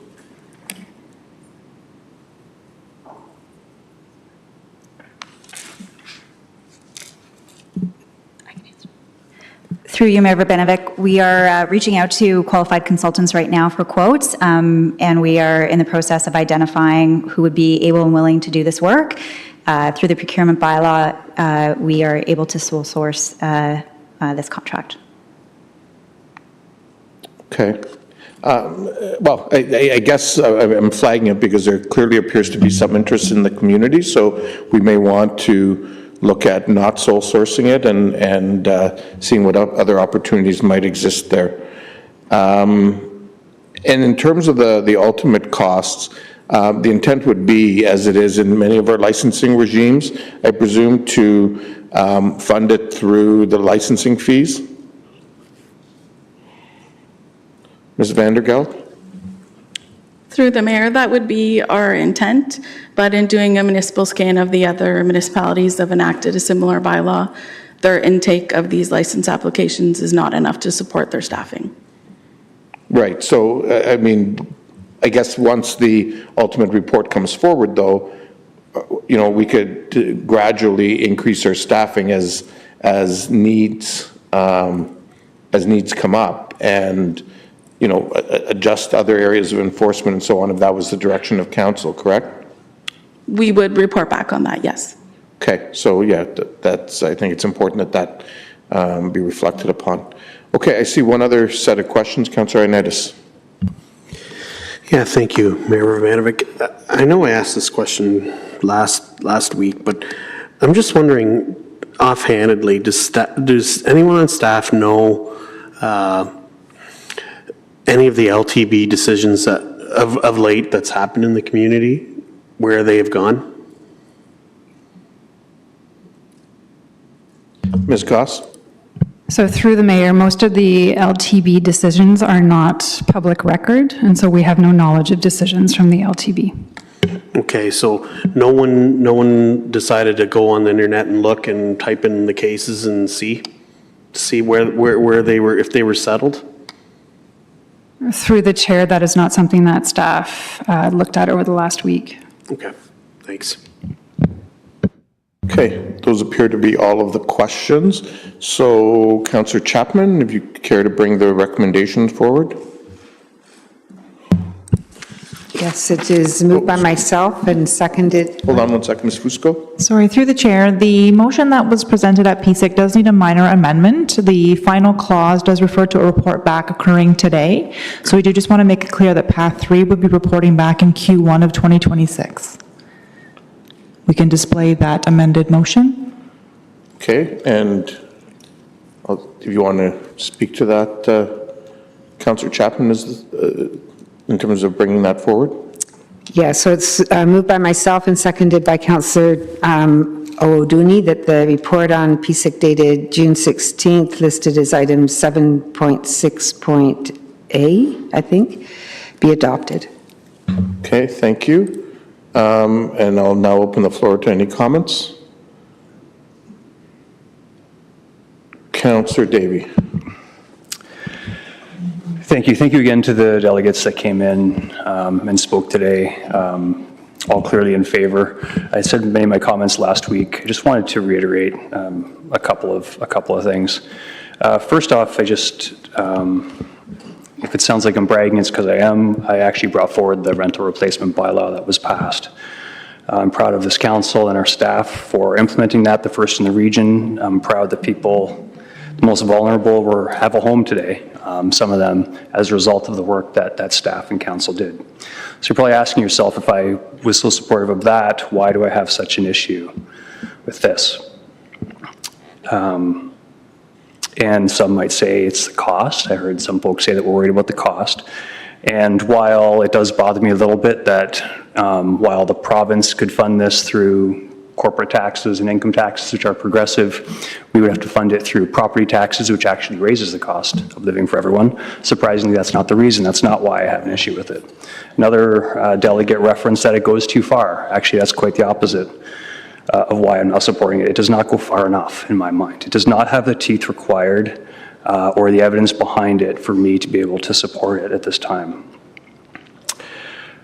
I have a theory, actually, why, when I was reflecting on it, why the province hasn't fully implemented Bill 97. And if I'm being completely honest, I blame the municipalities of Toronto, Hamilton, London, and Ottawa, because now no one in those major cities in Ontario are advocating to their MPPs to fix this because they all think that it's been fixed. And the problem is we don't know if it's been fixed. We don't have the data. We don't have the information. So I'm thinking there's silence out there. Going back up to the province of Ontario, and I'm afraid that there's going to be a wave of disappointment if this turns out not to be the panacea that people think it is, and frankly, I don't believe that it is. So anyway, I'm going to continue not to support it. I promised myself a long time ago I'm not going to put tax dollars when I'm not convinced to be effective. We don't have the data, we don't have the information, and frankly, I guess it's one of those issues where it's a terrible thing to say to wait, but again, I feel like we're jumping the gun here. But I know I'm going to lose this because I lost it last week as well, but if there's one message I could leave folks with so we don't make the same mistakes as other municipalities, Acorn and other advocates, even if this goes through, this is not the finish line. Please continue to advocate to the province, to your MPPs, on social media, everywhere else, that Bill 97 needs to be implemented in its entirety, because that's the only way that I think this will truly and finally be fixed. Thank you, Councillor Davey. Councillor Chapman, do you want to go last, or do you want to go now? Okay, I'll come back to you. Councillor Schneider. Thank you, Mayor. And again, I thank all the delegates who came in last week and tonight and shared what must be incredibly hard to do. The physical and mental hardships that have been brought upon you are not easy to hear about, and we do care. My big concern, and it was addressed in the questions, is that this bylaw would not be able to prevent or regulate the behavior of landlords. And it will not prevent an N13 from being issued. It can't stop a lawful eviction process. Can it be a deterrent? Possibly, but I just don't see this being the cure for what you're dealing with, physical and mental hardships. As Councillor Davies said, continue to advocate with your provincial MPPs and the housing minister and the premier on this. This truly is their responsibility and their area of responsibility. It is difficult to hear this and feel like you want to do something. If this goes through, I just hope your expectations are managed, because what you're asking to end can't be dealt with this rent eviction bylaw. Thank you, Councillor Schneider. Councillor Ioannidis. Thank you, Mayor Urbanovic. And thank you to everyone that came in. It is definitely, a disheartening situation to be in, and no doubt we heard some really impactful statements, and ones that are really, that affect people's lives. And so with that, I just, implementing a bylaw that for this particular purpose, and what I've heard is it's not going to stop landlords or those unscrupulous landlords from doing what they're going to do. They're going to do it. If they're that unscrupulous, they're going to do it. So, and I've been asking particular questions with regards to the LTB hearings. And I've been, in fact, I've been saying this for quite some time, that those unscrupulous landlords are the ones that will definitely not win at the LTB. And so I just did a little bit of my own little bit of research online with regards to our number one offender. And, on January 31st, 2025, 2 of his properties, he lost. March 24th, in his Kitchener application, no, sorry, that's another one. In June 18th, 2025, the Guelph property went to the LTB, lost again. June 18th, the same day, I guess, in another municipality in Preston, he lost again. March 19th, so this is another landlord, March 19th in Hamilton, unscrupulous, went to the LTB, lost. March 24th, a very local one in Kitchener. He decided, forget about it, I'm not going to do it, because he knew he was going to lose, and it was dismissed. May 28th in Hamilton, landlord was fined $100,000. I'm making this up. So to me, we're doing this bylaw to go after unscrupulous. When I see the LTB here with the teeth that are actually making decisions and are finding the landlords or dismissing or rejecting their applications. And we heard this bylaw is not going to stop the harassing. Well, are we just going to put in a bylaw in that's not going to stop the harassment? But that doesn't make any sense to me. So, and I don't, it's like, again, I agree with what my fellow colleague, Councillor Davies said. We want something that will actually work. And this, to me, we're doing a bylaw just to be people pleasers in my mind. That's not going to stop any of the harassment and those unscrupulous landlords, they're already being punished. They're already losing at the LTB. Everything is working the way it is. We don't need to duplicate something or create another piece of red tape that's not going to have the effect that we all think is going to happen. Thank you, Councillor Ioannidis. Councillor Deneau. Thank you, Mayor, and thank you, everybody, for coming out tonight and last week, and your follow-up emails, for delegating, for telling your story. And while I 100% respect the opinion of all of my colleagues, I 100% support a bylaw for rent evictions. It's not, is it going to solve all of our problems? It's not.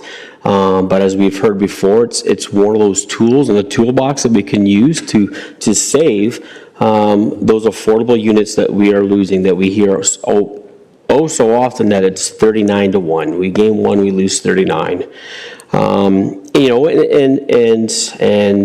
Councillor Davey is 100% right. This is not a municipality's in our backyard.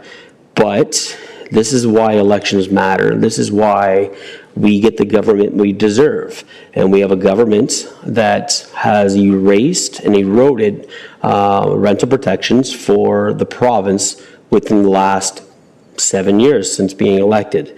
But I'm hopeful that when there are enough municipalities on board with continued advocacy from AMO, from groups like ACORN, from council members, that we can ensure and we can force the government to make sure that all of Bill 97 is fully implemented, not just bits and pieces to it. I read this, I think, last year. During 2020 to 2023, there were 13 fines handed out by the OLB. The LTB, and I believe only 2 or 3 were actually paid at that point in time. There was a whole whack that were actually sent to collections agencies, and so regardless if they're being fined or not, a lot of them are not paying their fines because they just don't care. Again, I respect everybody around this horseshoe, but I also know.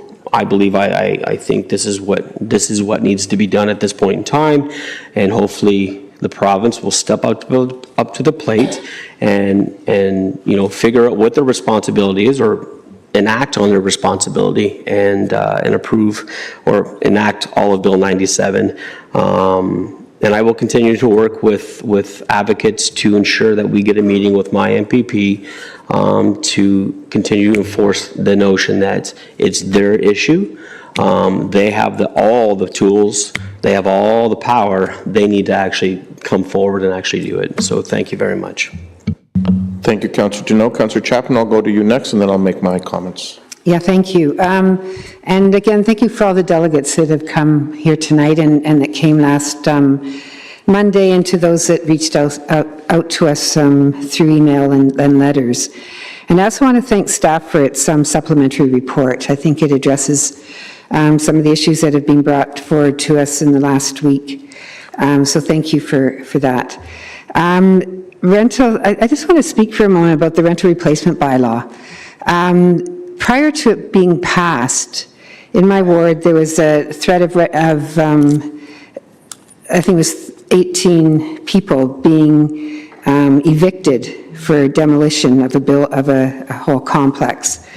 And during the time, from the moment they were issued the N13 to the moment that we passed the rental replacement bylaw, the repairs in the building were neglected, and the building became more and more run down, and tenants were mistreated and being told they had to leave. The same stories we're hearing about what happens with the rent eviction cases. So did the rental replacement bylaw solve this problem? Well, it certainly made a difference in this particular complex.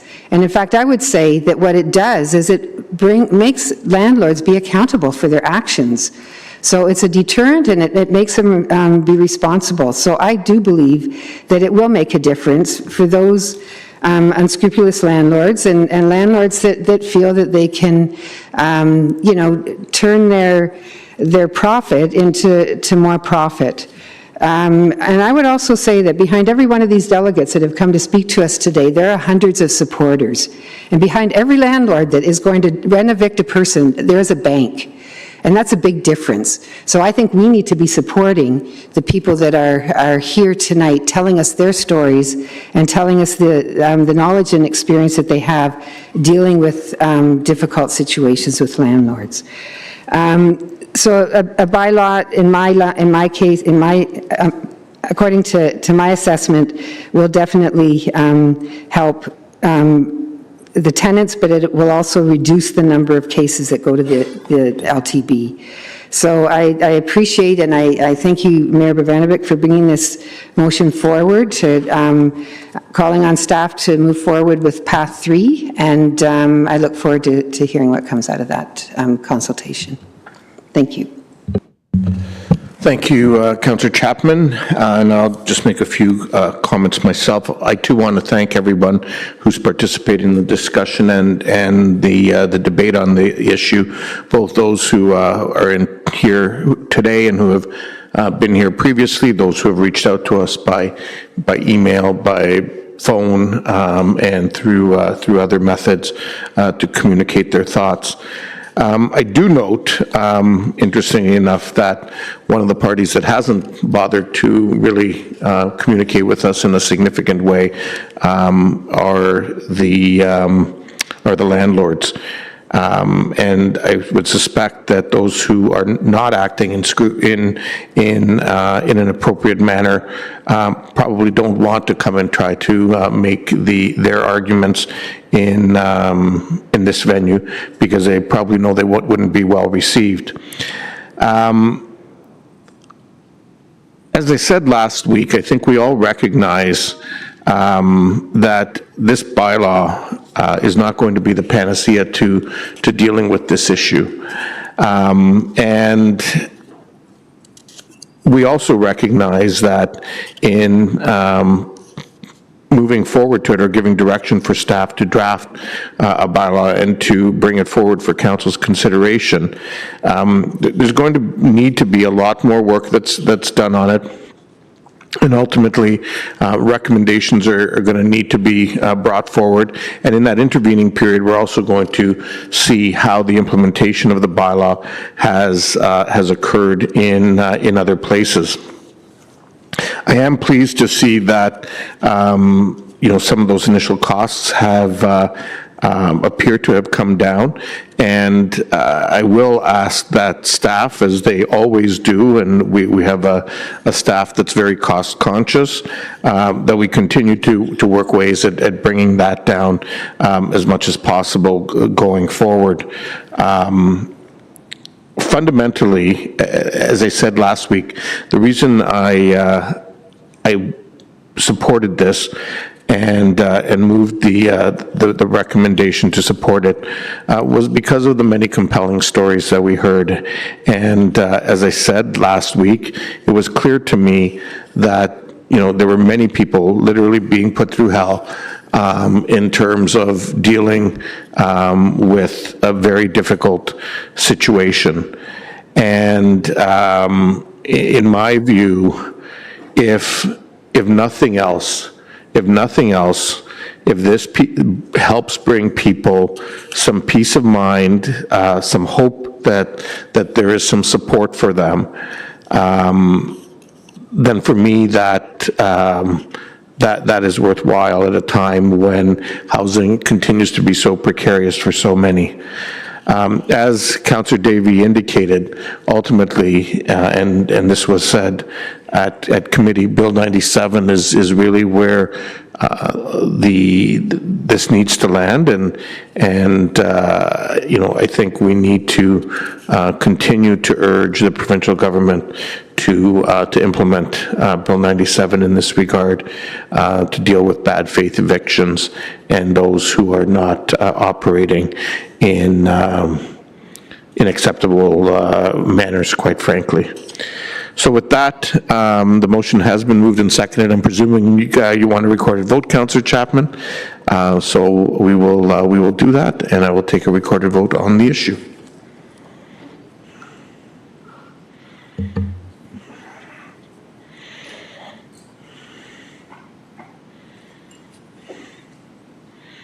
We will need to have one remote voter.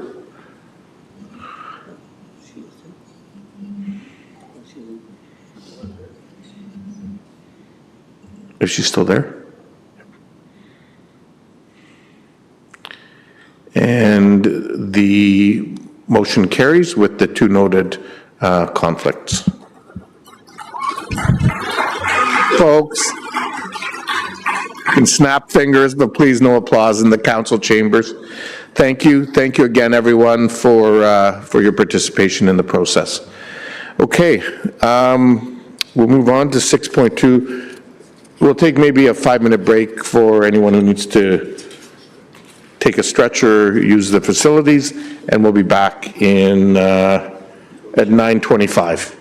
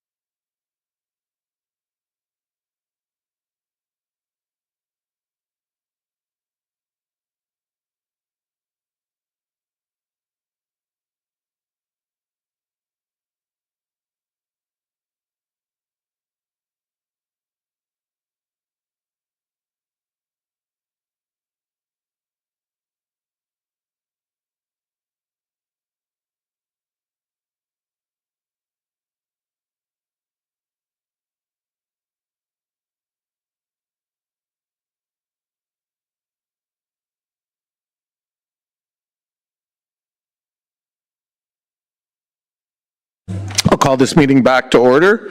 We'll move on to item 6.2, the short-term rental bylaw. We have a number of staff in attendance. I'll note that there's one written submission from Yaru Lin, and we have one delegation, Ann Lavender.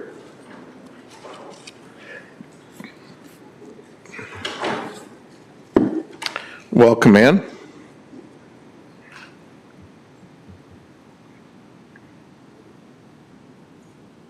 Much. You're going to get tired of seeing me, I know. Good evening, and thank you for allowing me to share information with you once again. I know I'm supposed to stay away from things that we talked about before, but I have some additional information on the insurance piece, which I want to share with you. So contrary to what you may have been told, it is possible to have STR, short-term rental insurance, coverage through a homeowner's policy. I have 3 policies that each provide $2 million in general liability. After our last discussion, I contacted my insurer, and I was able to obtain quotes for 3 commercial policies so that I could indemnify the city. It's important to note 2 things about them.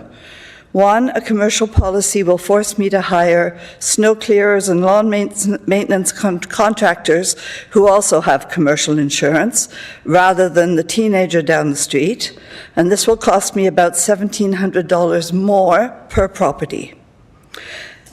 So if we add up the extra cost for commercial insurance, which is $2,100, and the extra cost for commercial contractors, which will be $5,000, and the cost of the licenses, which will be $2,500 for 5 units, I'm going to be paying $9,600 more annually than I do today. And if you remember, I net $12,000 a year to supplement my CPP and OAS. It feels a little bit like another tax, because I already pay property tax, income tax, municipal accommodations tax, and this just feels like one more tax. As I understand it, the initial reasons for exploring the possibility of licensing short-term rentals included that there were a number of unkempt shared accommodation properties in our community as a result of the sudden surge of rooming houses. There was a serious lack of housing, and Airbnbs were thought to be contributing to high rental rates as well as to low housing availability and very high property prices. I would submit that these issues have since started to rectify themselves without a bylaw. Today, there are fewer international students seeking rentals of any kind. The rental vacancy rate currently sits at a healthy 3.6%, which is the highest it's been since 1993. Rooming houses have been licensed, which means the city has some ability to oversee them. Rents are decreasing because there are enough vacant units to force rents down. And property prices of detached homes have dropped in the past year because there are more properties currently on the market than there were prior to the pandemic. Noisy parties and parking are common issues in residential neighborhoods, but it may be that we're imagining that there's an issue with STRs, especially as Airbnb and local hosts have cracked down and forbidden partying of any kind over the past 2 years. No one has tracked how many bylaw officer visits there were to STRs, so we don't know. If safety is a concern, please look at Ottawa. They have a mandatory registration process that doesn't include licensing. It works and it gives the city oversight without burdening local hosts. A registration fee can still be charged, but please not $500 per unit. Ottawa's fees are $116 per unit for 2 years. The manager of licensing has made welcome adjustments to the original draft bylaw. But if, as the banners behind you indicate, we prefer to love local, promote local, and support local, please don't shut down the local mom-and-pop Airbnb hosts by charging such high licensing fees and requiring that we all indemnify the city through the purchase of commercial insurance. You'll just be making room for large short-term rental companies to take over that market, and I don't think anyone who's here tonight wants that. If the hotels are feeling the pinch, they should have adjusted their business models. It's interesting that at least one local hotel is now offering 2-room suites bedroom, living room, and kitchen, for which they charge $7,400 a month. Does include breakfast, but it's still more than 3 times what I charge for monthly rent. We heard the condo owners in several wards are upset at having STRs in their buildings, but there is a solution for this. Condo boards can ban them. They don't need the city to step in for that.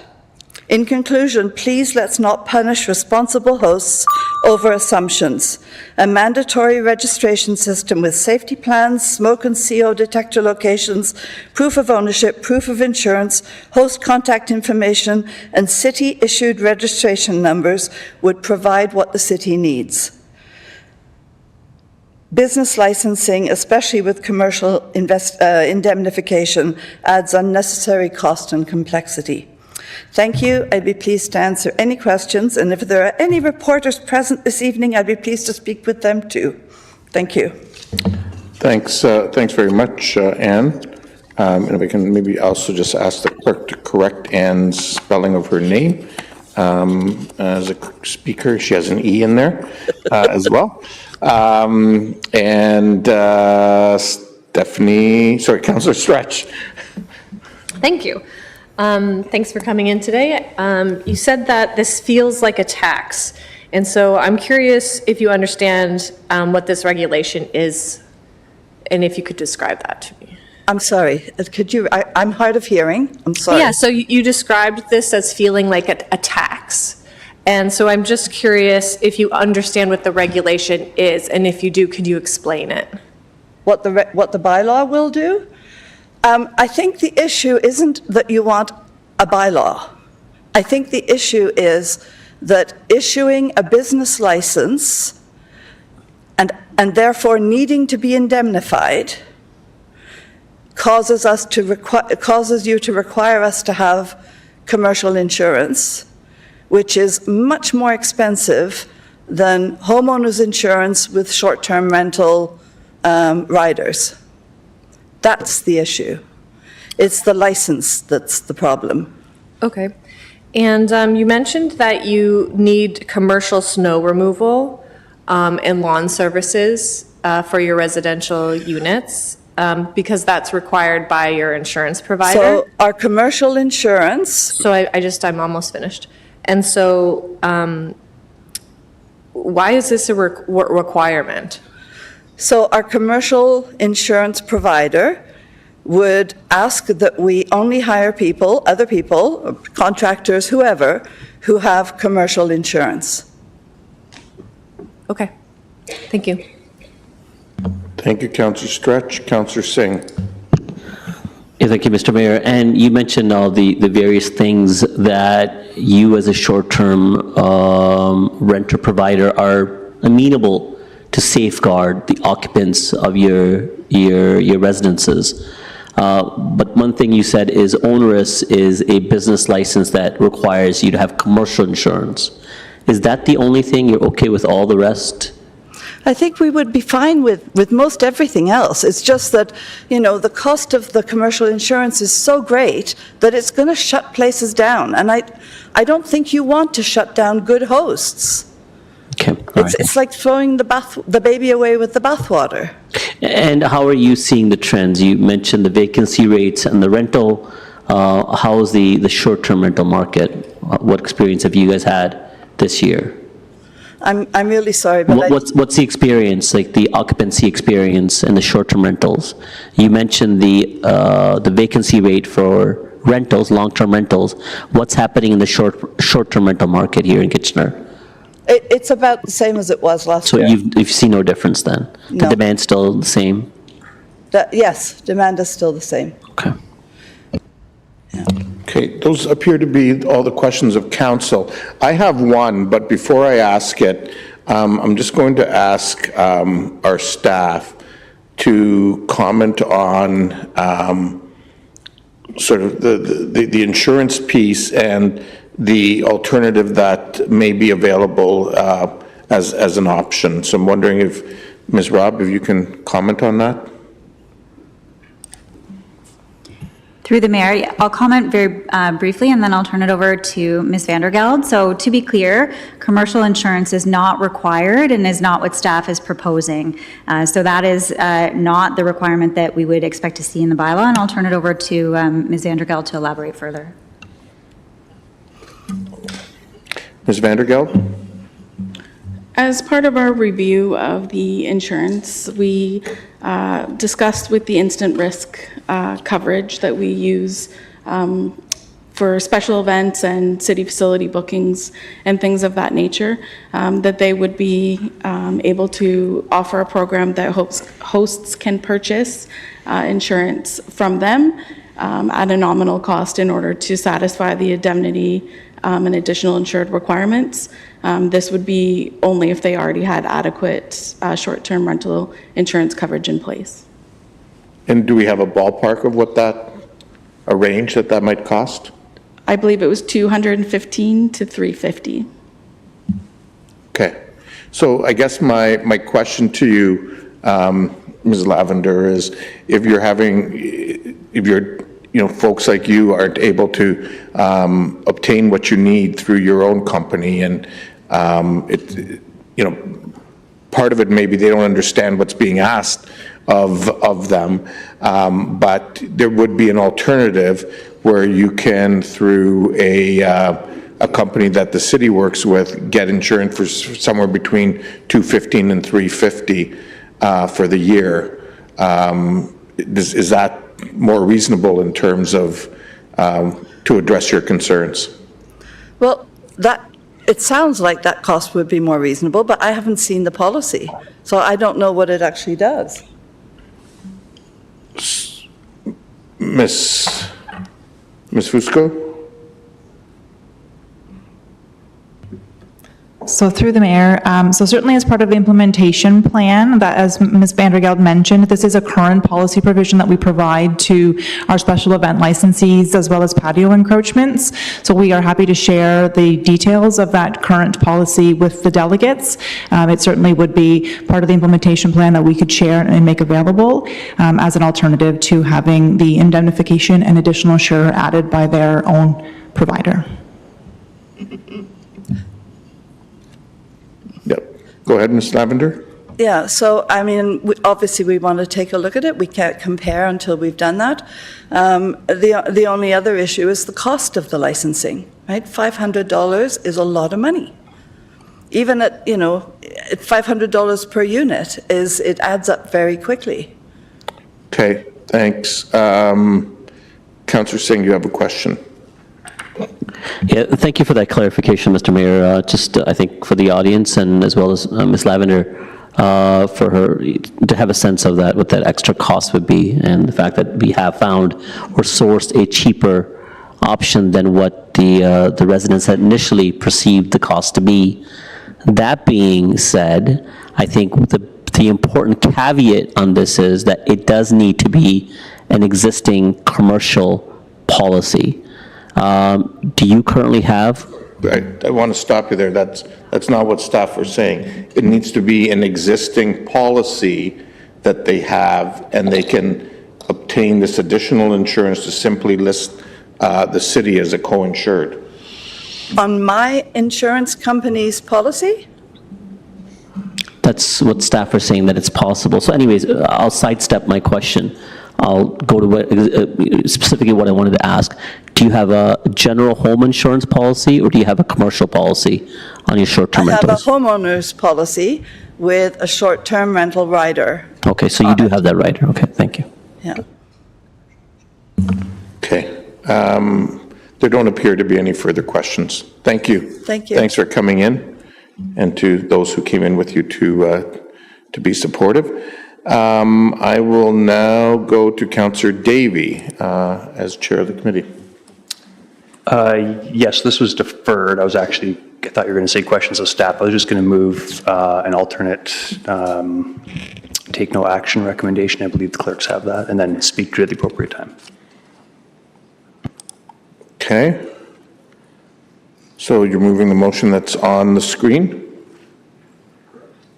Okay, so for everyone's benefit, the motion that you're moving is that having considered the proposed bylaw and submissions made by the delegates, council take no action on the city licensing of short-term rentals as regulation by several short-term rental platforms such as Airbnb and Vrbo already exists, and the significant financial and staffing resources required to support a city licensing program is fiscally unsustainable. In addition, noise and other concerns proposed to be regulated through the proposed bylaw are properly dealt with through enforcement of the city's other bylaws, including the noise bylaw and property standards bylaw. And that's moved by yourself and seconded by Councillor Ioannidis. Thank you. Go ahead, Councillor Davey.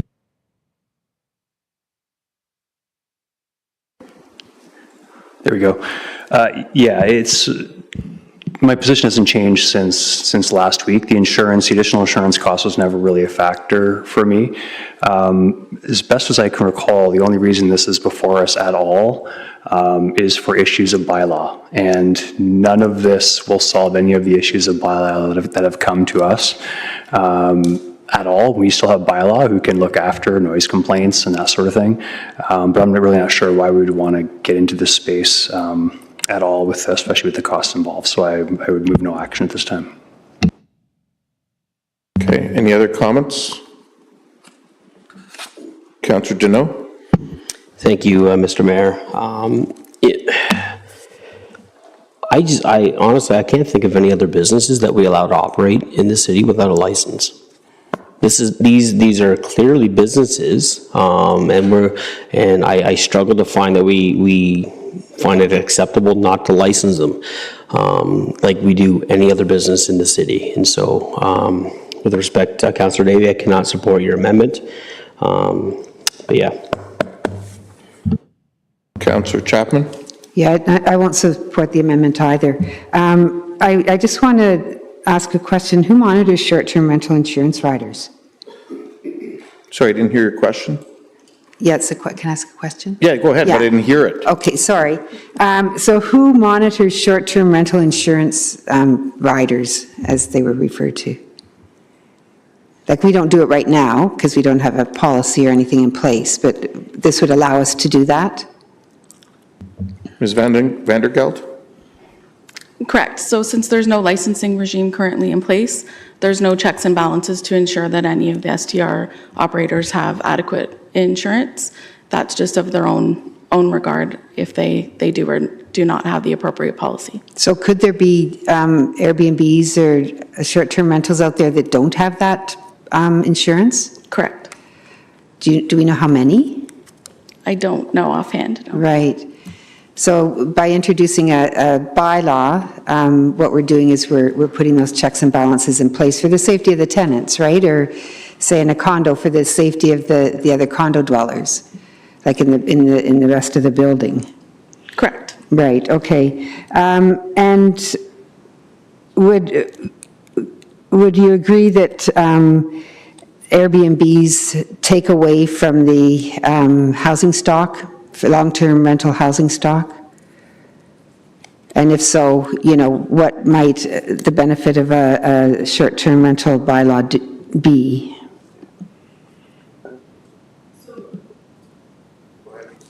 Sorry, go ahead, Ms. Vandergeld. So there would certainly be an impact on long-term housing if these properties are being used as short-term rentals. They're not being used as potential long-term housing options or being available to sell for somebody to use as a long-term housing option.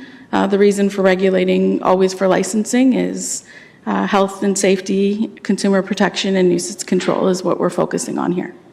And there seems to be a trend internationally to either full-out ban short-term rentals or to regulate them. Why is that? Do you know, based on your experience? A lot of municipalities are moving towards either having a principal residence restriction, so you'd only be able to permit operating a short-term rental out of your principal residence only, or banning them outright together. And that the intent behind that is to support the housing stock. Okay, thank you. Sorry, thanks, Councillor Chapman. Councillor Singh. Thank you, Mr. Mayor. I was going to just key into in support of what direction that Councillor Davey has put forward. and no action. The way I see this, although I understand the rationale put forward by our staff, but again, this is not something that staff saw as a imminent danger to the community, that they thought that this issue needs to be addressed. That stemmed from inquiry and questions from this council and direction, and saying, hey, take a look at this and come back with a report, and they've duly done so with the adequate and responsible steps outlined. But the way I see it is, again, this is not an issue that is necessarily a imminent concern in the community. And I'm not a big fan for writing bylaws just to make ourselves feel better that we wrote bylaws. And ultimately what that tends to do is it punishes those that follow the rules, and everyone else that don't really care to follow the rules get away with it when we don't have adequate resources in place to be able to monitor and enforce the bylaw. And that's where my other concern comes to, is we are going to end up stacking the books of additional resources required to hire staff, to monitor this, to enforce this, to regulate this, while we're still addressing major issues with our bylaw problems with property standards. This is something that I think where we do hear on an ongoing basis, each and every one of us, that there is a problem of residents not necessarily taking care of their property. They could be landlords, they could be tenants, they could be just property owners as principal residences, but some of them don't understand the bylaws, and some of them don't care about those bylaws. And that's where we need those resources really to be, instead of necessarily placing another thing to make ourselves necessarily feel better. If I had heard a lot of complaints, I would definitely think this is absolutely important, but I haven't. And on top of it, the other question about, does this take away housing stock that could be rental? That's very presumptive. The people that run short-term rental accommodations, they do so because they don't want to be landlords. Otherwise, they would be landlords. And on top of it, if this is not an avenue that they think it's, fiscally, viable as a business for them, then they may sell their property and they would be, lived in by someone for whatever purpose that is. But for us to presume that automatically these short-term rentals will be a long-term rental, that's not, I think, fair for us to presume, if you were going in solely in this direction for the bylaw to force that into the market. I think we do need more data. I think we do need more information from seeing how other cities are regulating this over a longer period of time. This is not the all end all. I think staff have done good work in outlining some of the conditions and guidelines that we could possibly monitor this or enforce this. But I think that may be better at a later junction than necessarily right now. And I think what's being put forward by Councillor Davey is the right course to do no action and continue to monitor the situation. Thank you, Councillor Singh. Councillor Anitis. Yeah, thank you, Mayor Vrbanovic, and thank you to Councillor Davey and Councillor Singh for articulating a lot of the similar sentiments that I have with this as well. I don't know if it's just me, but there's a concerning trend that I'm noticing around this horseshoe, that we're over-regulating everything we do around here. It's starting to get concerning to me. I didn't join council to over-regulate everything. We're here to nurture and grow. As similar to what Councillor Councillor Singh had mentioned, quite honestly, I've not heard one single complaint about Airbnb or any of the short-term rentals in the ward I represent. Not even one. And to me, I think we're just, as soon as we hear some issues about something, we right away quickly want to put a bylaw on it and everything else. And we use the excuse of doing a bylaw, it's going to be cost recovery. Well, we don't always, just because it means it's going to be cost recovery doesn't mean we're going to get our money back. It means we're affecting all the other, we're affecting the business of these individuals or whatever it is, as we heard the delegate tonight. Yeah, I'm supportive of the direction we're with no action. If it becomes a problem later on, then sure. But quite frankly, I've heard nothing. So that's it. Thank you, Councillor Stretch. Thank you. I have a question of staff. Can I? Yeah, great. I just want to make sure that I fully understand. So there are other options if listing or adding the city as an additional insurer. Is that correct? Is not an option. So if listing the city is not an option for someone, there are other options. That's correct. Okay, and are these other options needed if there is are these other options needed, either short-term rental insurance or something, are they needed if we move forward with a bylaw or not?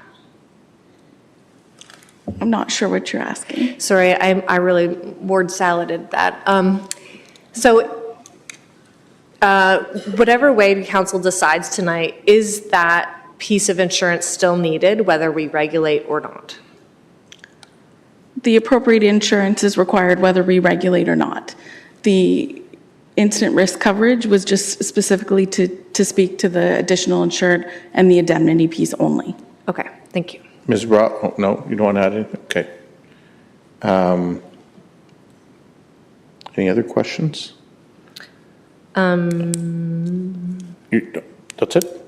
No more questions, just comment. Okay. Go ahead with your comment then.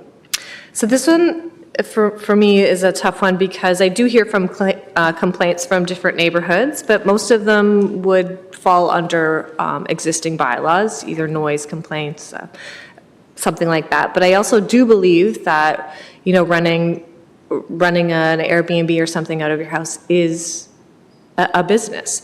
And so I fall on each side, but for me, this comes down to a timing issue. And so I think this is something I'd be willing to look at again, but, not right now in this moment. So I'll be looking at supporting Councillor Davies' motion.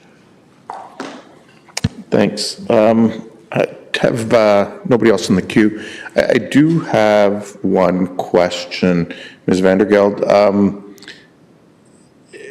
Do we presently license all classes of businesses?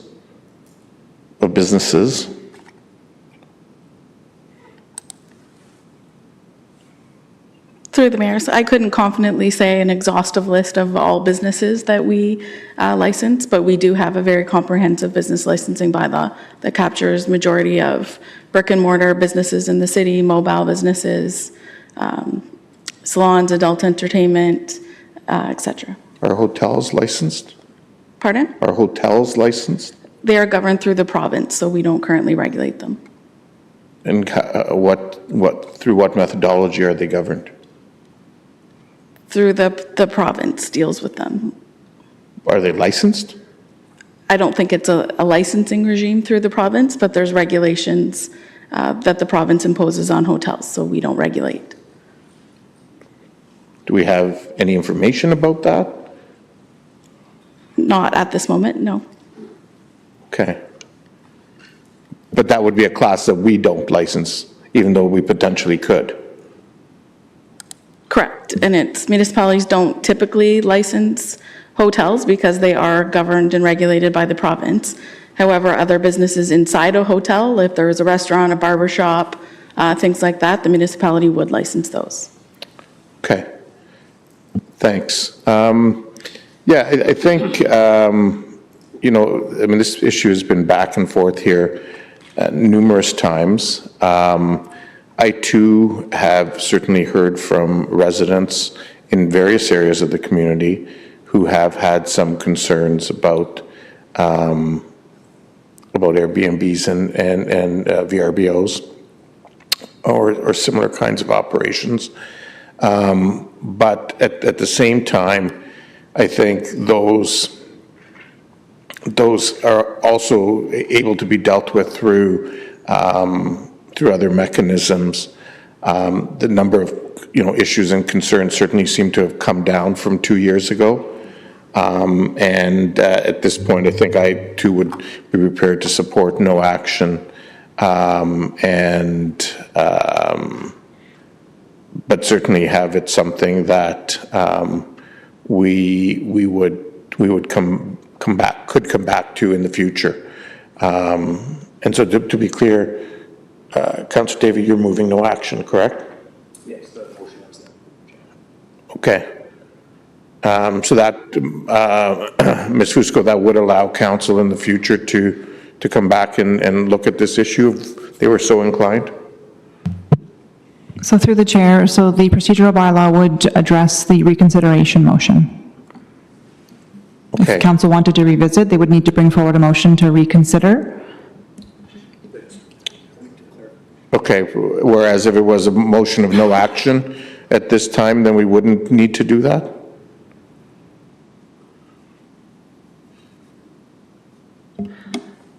So through the chair, so if the motion is to take no action, they would not need to reconsider because you're not taking a position. If you were to vote it down, then you've in essence turned it down and then you would need to reconsider. Okay.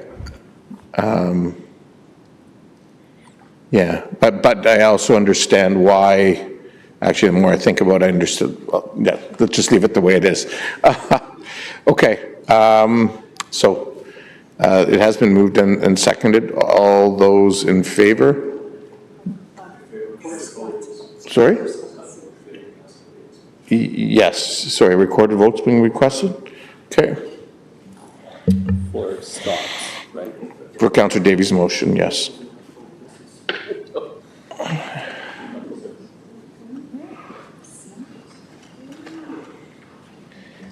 And that motion carries. Yes, that motion carries. Thank you. Okay, so council will not be proceeding with a licensing regime for this at this time. Thank you for your engagement in the process. Okay, we'll now move on then to item 7, reports of committees. Heritage Kitchener, Councillor Chapman. Hello? Yep. It's been moved by myself and seconded by Councillor Michaud that the report of Heritage Kitchener dated June 3rd, 2025, listed as items 7.1A to 7.1B on today's agenda, be adopted. Any discussion? All those in favor? Any opposed? That is carried. Moving on to Finance and Corporate Services, Councillor Davey. Yes, thank you. I have one remaining item to move from June 2nd and 7 from June 16th, seconded by Councillor Ioannidis. I just want to mention very quickly, if I could, I did circulate a notice of, or a motion for paper billing, but just in consultation with the clerk, I've decided to hold off on that until the August council meeting, okay? So nothing further there. Okay, thank you, Councillor Davey. Any discussion? All those in favor? Any opposed? That is carried. I will actually just, sorry, Councillor Davey, that was the meeting of June the 2nd and the 16th, okay? Everyone's clear on that? I will just very briefly speak to the, I know we've taken the vote, but on the issue of June 16th on 7.3A and B, I just want to thank staff for the work that they have done to ensure that the Brownfield remediation programs applications move forward for businesses who have been part of the program for some time. You see in the 2 applications that are before us, they had applied back in 2018. This is an issue that involves both the city and the region, but in the transfer of planning responsibility to the area municipalities, the region has to take some action that they thus far have not taken with respect to addressing these issues.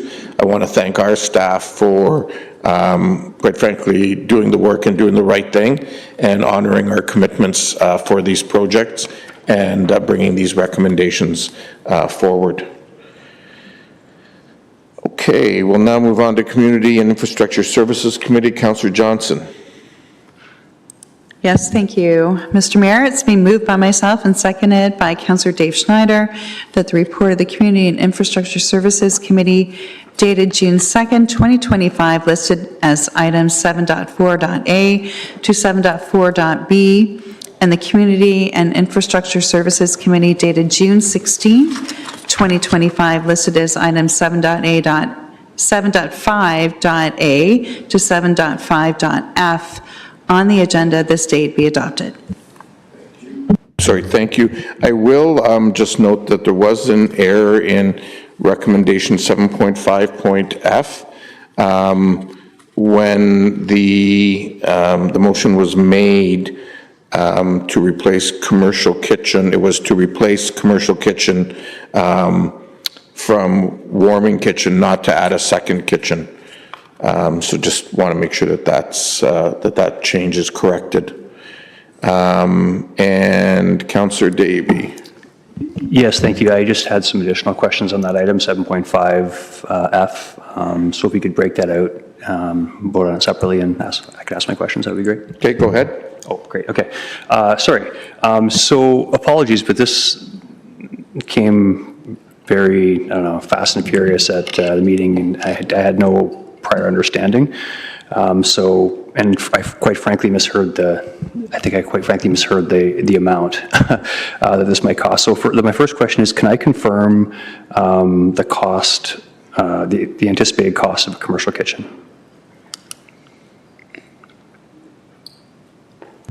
Mr. Hildebrand, who's going to come up as, we'll fix you in a second. We'll make you Mark Hildebrand in a moment. Through you, Mayor Urbanovic. Costs can vary based on size and also the whole building, and they can range from between $400,000, which is about what we're paying to redo the Chandler Mowat commercial kitchen, to about $800,000. $800,000, okay. Was there, like, I guess, I assume there was public engagement. Was there any, like, it didn't make it into the report, so I'm assuming the did the public engagement not request this? Did staff cut it for costing reasons? Why wasn't it included? Through the mayor, questions were asked about what was important in a new facility, and although a commercial kitchen did not come forward as a priority, a warming kitchen did come forward as a priority. And do you know offhand the cost of a warming kitchen versus a commercial kitchen? Not off the top of my head. I can tell you that a warming kitchen at most would have water in it, a refrigerator, an oven for warming things up, and that's about it. Whereas a commercial kitchen would have the full ventilation and fire extinguishing. Okay. How many commercial kitchens? I think the only one that, and I'm not even sure it's a commercial kitchen, the only one I'm aware of is at the market. How many commercial kitchens do we have, the city of Kitchener, do you know offhand? Yeah, in the city of Kitchener community centers, out of the 13, we have 6 that have commercial kitchens right now. And can you comment as to how often they are used? On average, I would say that they're used 2 to 3 times a week. Sorry, three times a week? 2 to 3 times 2 to 3 a week. times a week. Yeah. Yeesh, okay. Is there, and again, I'm curious too, is there any cost recovery or business case for commercial kitchens that we can reference back to in our previous, or is it just a sunk cost? Typically, it's like, do we rent them out or anything like that, I guess? Typically, in the past, they've been used for programming and for rentals on the weekends. However, we've made a strategic choice over the past couple of years to actually limit the number of rentals we do over the year, and we've actually increased programming on weekends. So we've been expanding those hours, and so the actual rental of those facilities have gone down. Okay, thank you. And finally, I guess the question I would ask is, or actually, there's, sorry, 2 more. Between $400,000 and $800,000, where are we with the current budget? Do we have enough money set aside for this additional expense presently, or no? Through the mayor, at this point in time, we have $6 million allocated, approximately $6 million allocated for the existing build, which isn't going to be enough. We're going to have to come back for more budget, and it depends on how we fall out with the RFP, whether we stay on site or we go off site. Okay, and last question, and I realize that my colleagues, some are passionate about this, but would it be possible then, like in lieu of, simply voting against it now, is it common in RFPs that we could request that as an additional option and get the costing broken out? So if it's closer to 400,000, maybe it's something we say yes to, or if it gets higher, we can maybe have a second thought. Through the mayor, I didn't hear all of your question, but if it has to do with commercial kitchen being an option in an RFP, that can be optioned out, yes. It can be an option. Okay, I'm going to move that, and I just want to speak to it really quickly when time's right. Thank you very much. I'll come to you. Councillor Schneider. Thank you, Mayor Bravanovic. Councillor Davies' questions covered a lot of what I wanted to find out. But the warming kitchen, one of the things that appeals to me is the ability for the attendees at the center. I know one of the popular things has been like some affordable lunches, like soup and sandwiches and things like that. Would a warming kitchen allow that to happen? Like, would things get maybe catered in, or could they make soup on the stove, sort of thing? Through the mayor, yes, that can still occur without having a commercial kitchen. A warming kitchen is set up to do something like that as well. Okay, that's good to know. Thank you. Councillor Deneau. Thank you. Excuse me. Thank you, Mr. Mayor. Mark, you mentioned that a lot of the other commercial kitchens have been closed on the weekends or not necessarily in use because we've extended programming in those community centers. With this being, obviously a new center and, possibly increasing our clientele and the amount of residents and clients we'll serve, like, do you see any potential revenue opportunities with having a kitchen on that location? Through the mayor, typically the way we use our commercial kitchens, or if we're using commercial kitchens, would be for programming, which there wouldn't be any revenue generation over and above the actual program fees. Over and above that, we don't typically utilize the city's kitchens for other commercial opportunities, often because going along with that, there's storage that businesses might want to use and things like that. Typically, the way we've built our commercial kitchens have been for one-time use, people coming in and using it for a function and then leaving. And then besides a couple of our facilities, there's not walk-in refrigerators or anything like that we can utilize that would support a business opportunity. Okay. And you mentioned something, one of the questions I was going to I'll ask next, would additional programming as a result of actually having a commercial kitchen, would that increase some additional programming that the clients who visit the current space now obviously don't have, but going forward, providing or allowing them to keep some of their life skills that they may have lost, or making, as Councillor Schneider said, meal preps and affordable lunches and meals and stuff like that. Would that increase the opportunity for an increase in programming? Are you talking specifically about Rockway now, or are you talking in general? No, at Rockway, because obviously it's where seniors go, and a lot of them live independently, live on their own, are on tight budgets, and so in my mind, being a rec guy, this provides them an opportunity to together and make lunches for each other, for themselves, for the week at a lower cost, which they're not able to do currently at the current location. Through the mayor. So the original intent of the kitchen at Rockaway was just that, was to have meals served, and that was on the decline, and it declined until we tried to keep it going for a number of years until it finally just kind of faded out.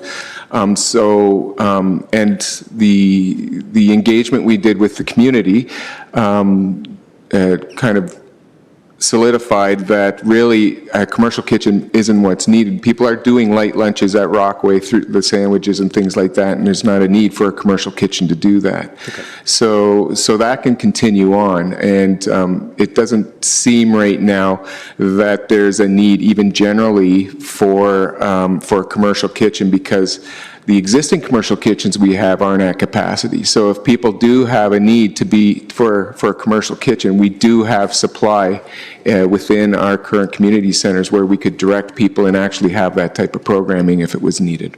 Awesome. Thank you. That helps a lot. Councillor Stretch. Great, thank you.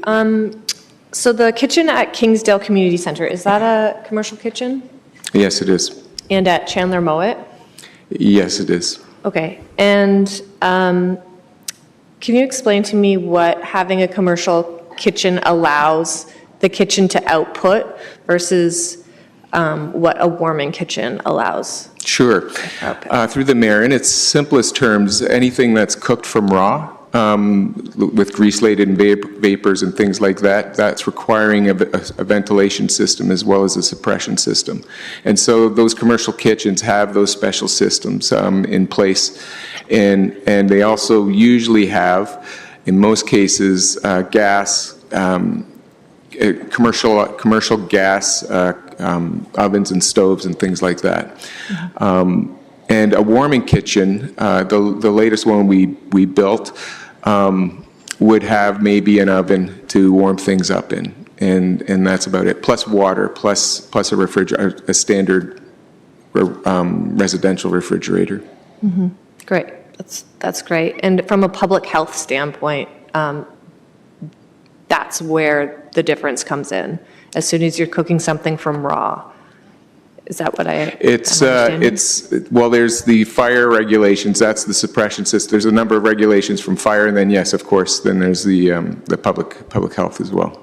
Okay, so teaching a cooking class, say program-wise, out of a commercial kitchen would be something that could happen versus a warming kitchen? A warming kitchen, you could probably do some food programming in there, but certainly not the extent that you can do in a commercial kitchen. You're right.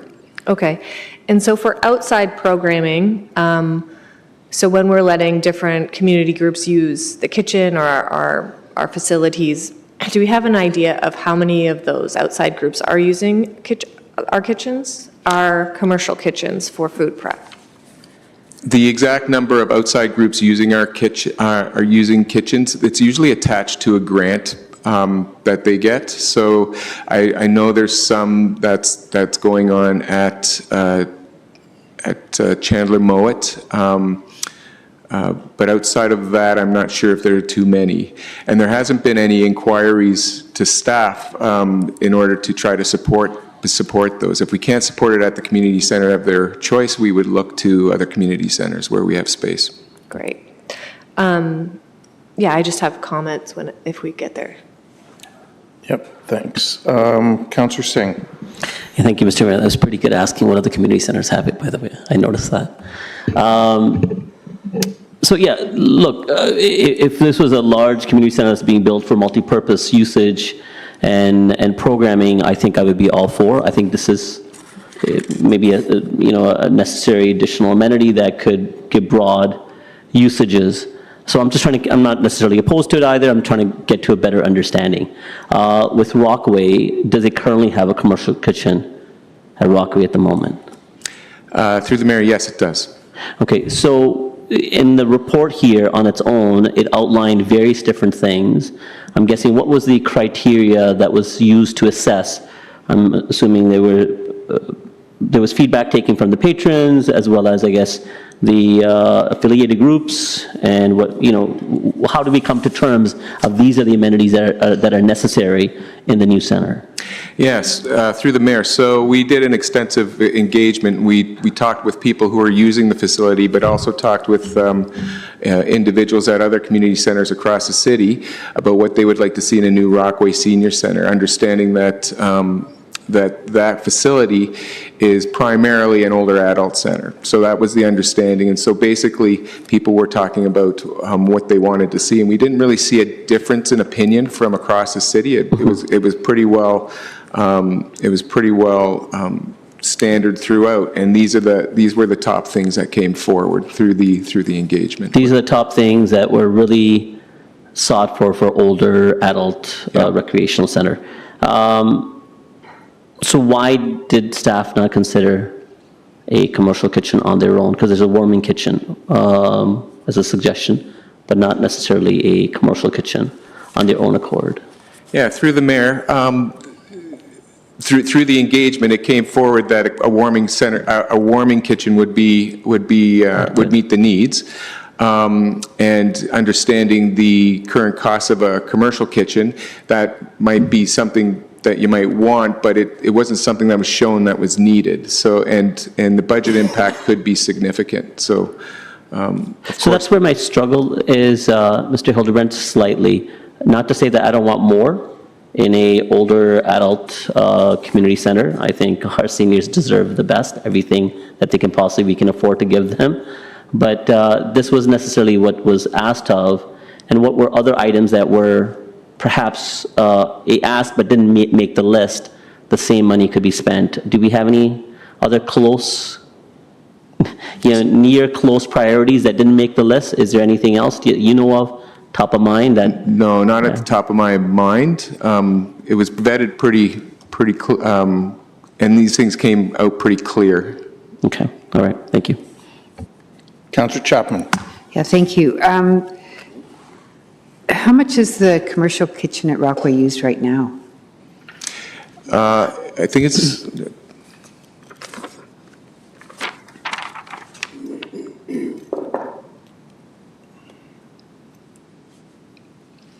Rockaway is used approximately 3 times a week during festival seasons.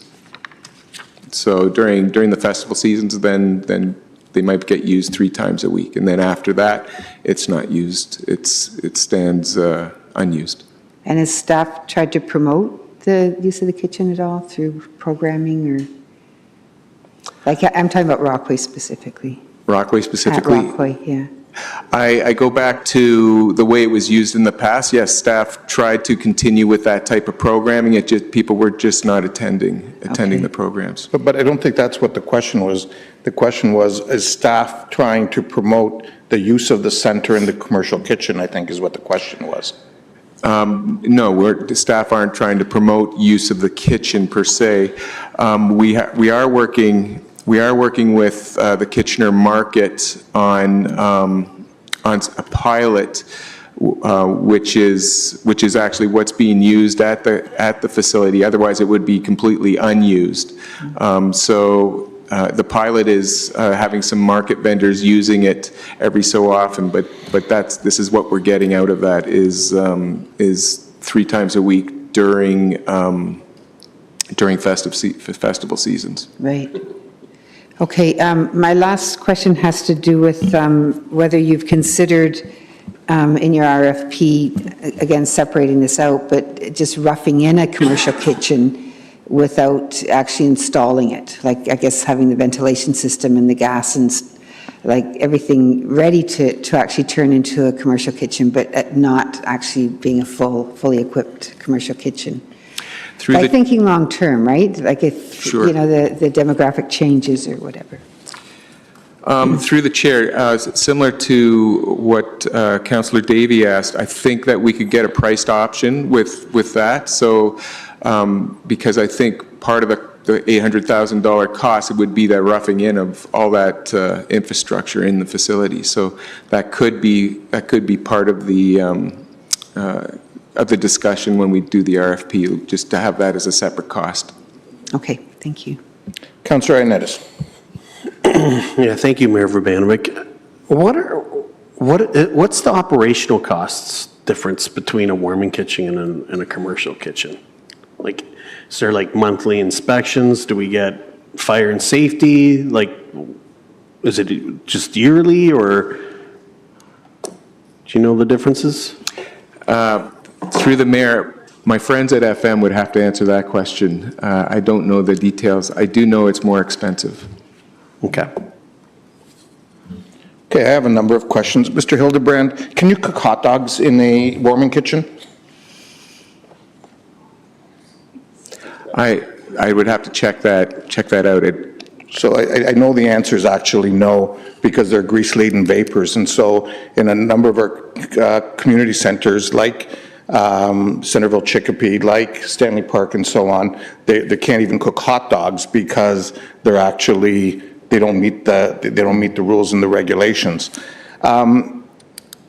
Could we cook, for example, if the senior center wanted to have a senior's breakfast and wanted to cook eggs and things like that, could they do that, or would that not meet the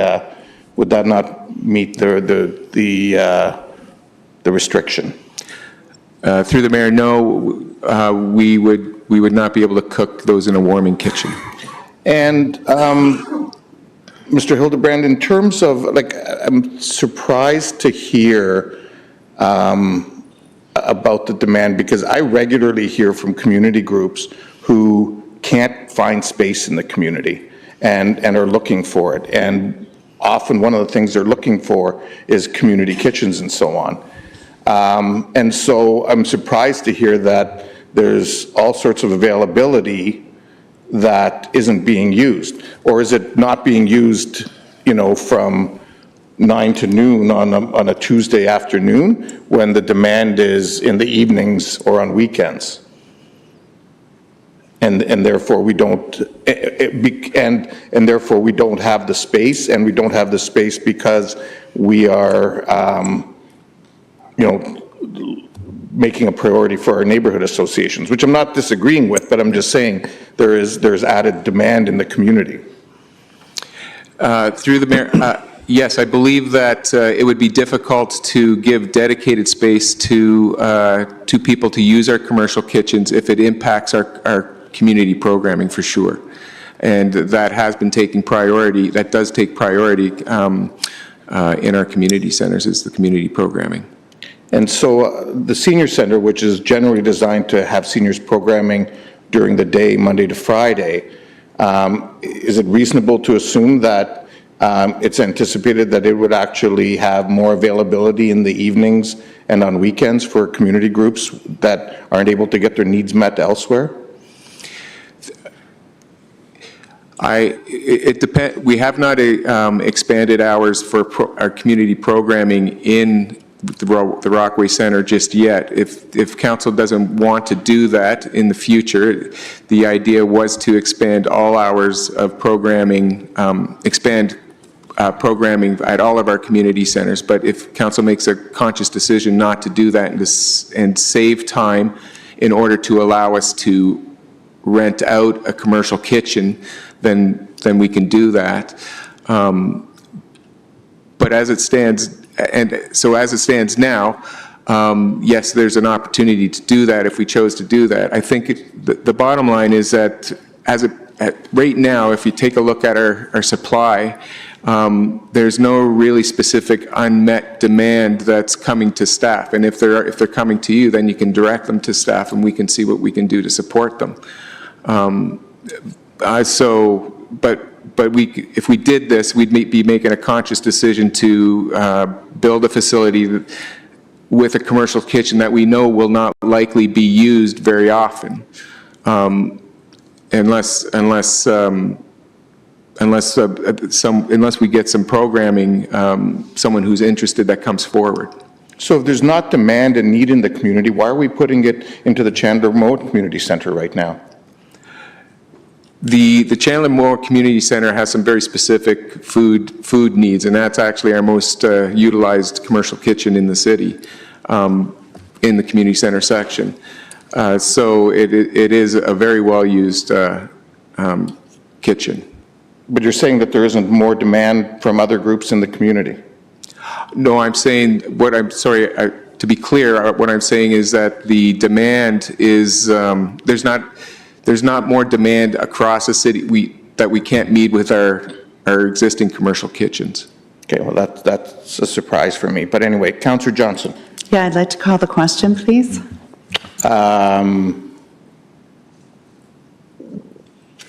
Okay. I'll have to, I think there's a motion that's needed for that. So is there a seconder for that? Councillor O'Dooney? So motion to call it in question. What is the question? Councillor Davies? Councillor Davey hasn't made a motion yet. The motion that's on the floor is the motion that is the main motion. So that's, he moved the main motion. That's the motion that's on the floor right now. Sorry, Councillor Johnson moved and seconded, right. Right, but we haven't taken that amendment because we're going around the floor. So if she's calling it to question, then it's the main motion that's being called into question. I'm just asking for clarification from staff. The amendment always comes first. Madam Clerk?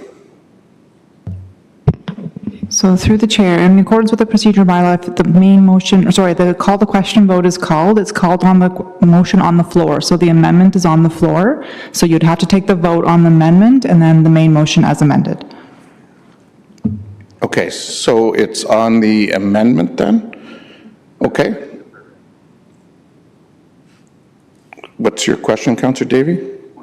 Procedure, actually. So 2 points of procedure. First of all, I just want some clarification from the clerk. I'm not sure how this works. If I wanted to modify my amendment in this case to add a third option, a rough-in commercial kitchen as raised by Councillor Chapman, I can't do that when someone calls a question. And secondly, we do have some new members of council as well. Could you just explain what calling the question actually means?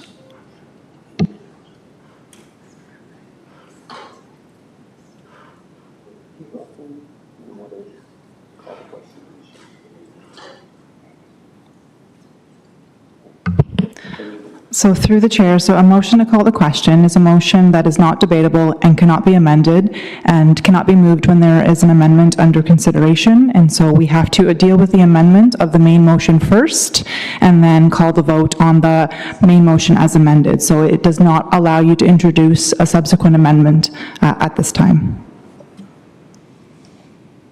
Okay, so I will take the amendment and I'm going to ask for a recorded vote. Point of clarification. Go ahead, Councillor Singh. So to Madam Clerk, I'm assuming that means that it can't be changed anything past what Councillor Davey has said. So the additional option of the rough-in would not be included in the amendment, correct? Through the chair, that is correct. So the motion to call the question essentially ceases any further action and requires us to vote on what's on the floor. Okay, depending on how it goes, then I can introduce that afterwards, yes. Councillor Davey? Point of procedure. So just so we're clear too, we're not voting, and correct me if I'm wrong, Madam Clerk, but we're not voting, when someone calls a question, we're not voting on the amendment next. Do we not have to vote on whether to call the question first? Yes. And then if that passes, then we vote on the amendment. So through the chair, so that's correct. So the motion to call the question has to be discussed first, and if the motion to call the question passes, then you have to discuss the motion that's on the floor. Okay, so we want to go to this. If we want to go to this, then we vote against calling the question, which, Councillor Johnson, I'd love for you for asking, but I'm going to vote against it. Okay, so everyone clear?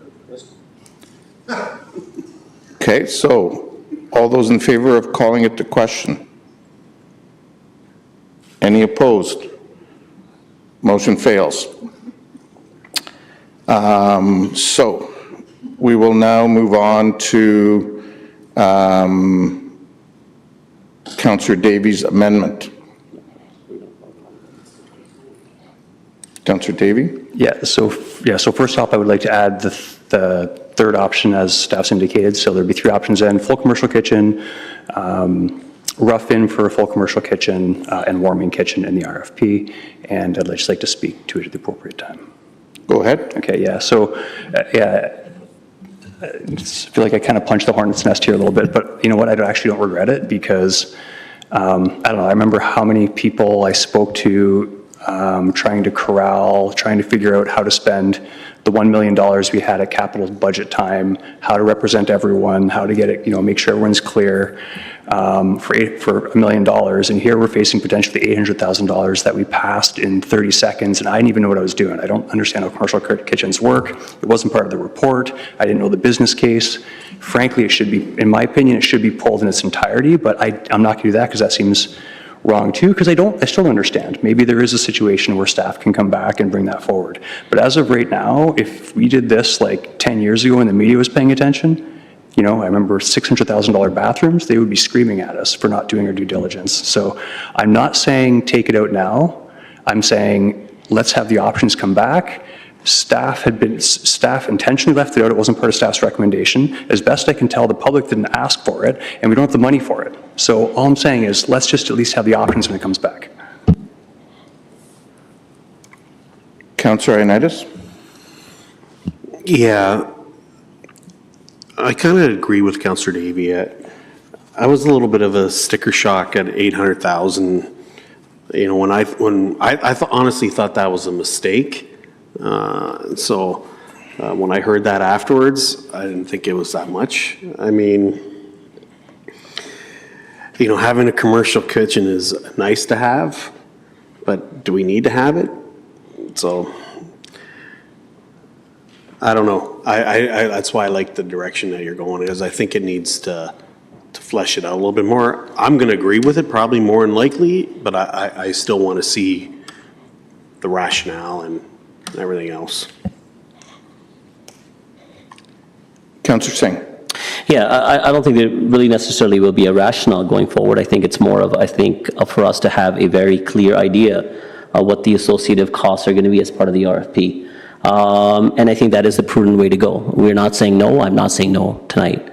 That it doesn't, New Rockaway does not deserve to have a commercial kitchen.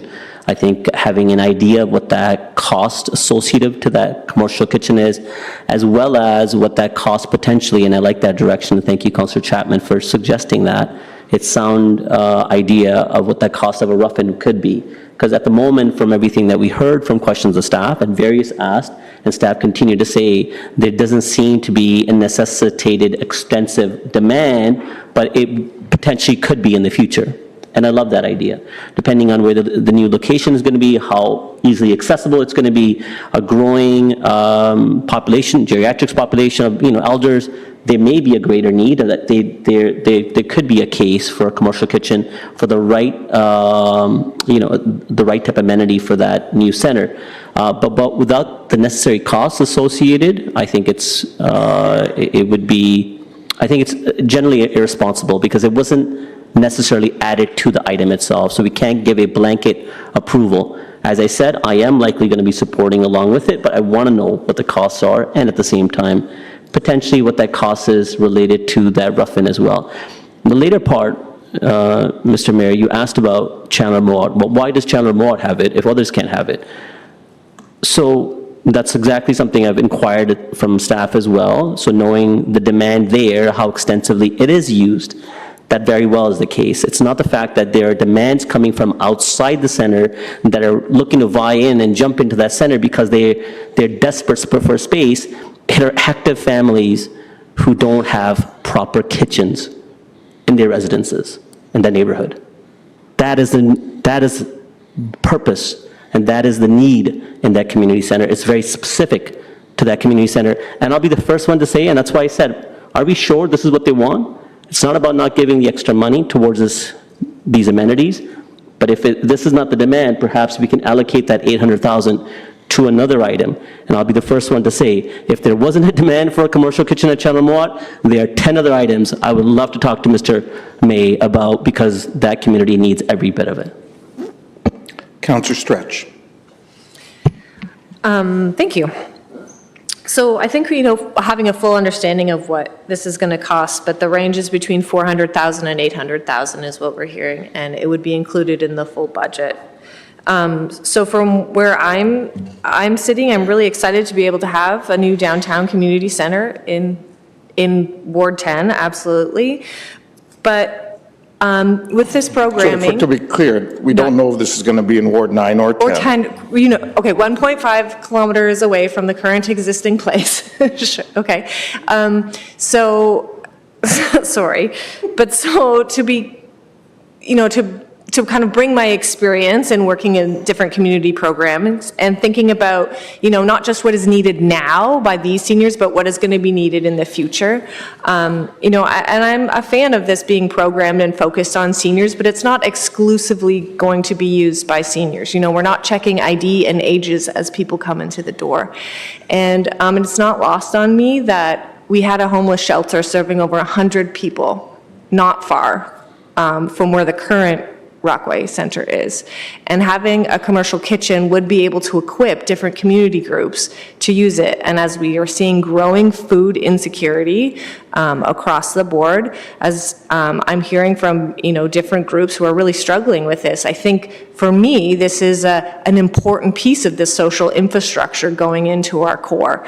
And so it's absolutely something I think is worth it, but, having an idea of how that's going to be shaped out, that I'm okay with that. I'm comfortable with that range, and I think, if we don't do it now, it's going to just cost a lot more later. Thank you. Okay, I have some comments to make.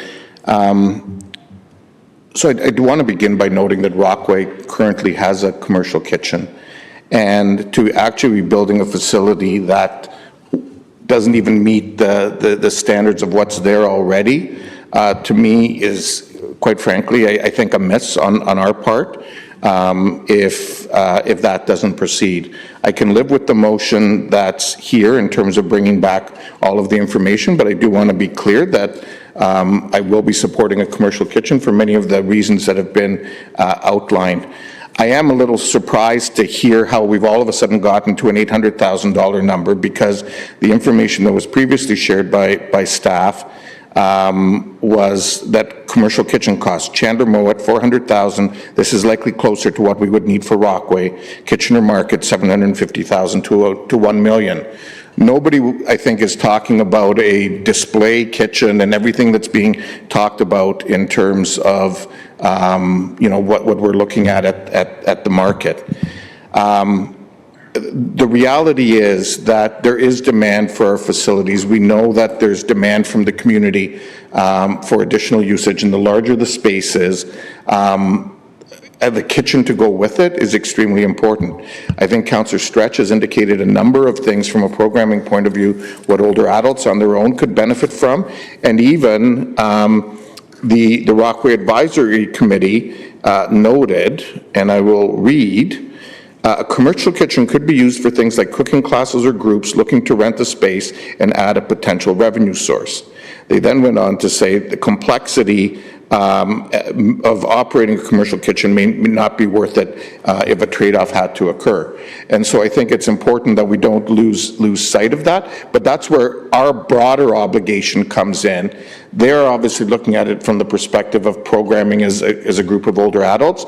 We have the obligation to look at it in terms of the needs for the broader community. So I can support the amendment as it's being proposed right now with the three of them, but I would hope that that council give that significant consideration when it ultimately comes back.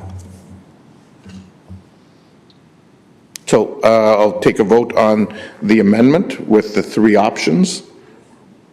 Is there a seconder for the amendment? Councillor Chapman?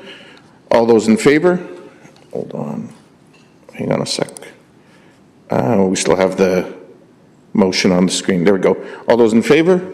Opposed? That's carried. Motion for the motion as amended. All those in favor? Opposed? That's carried.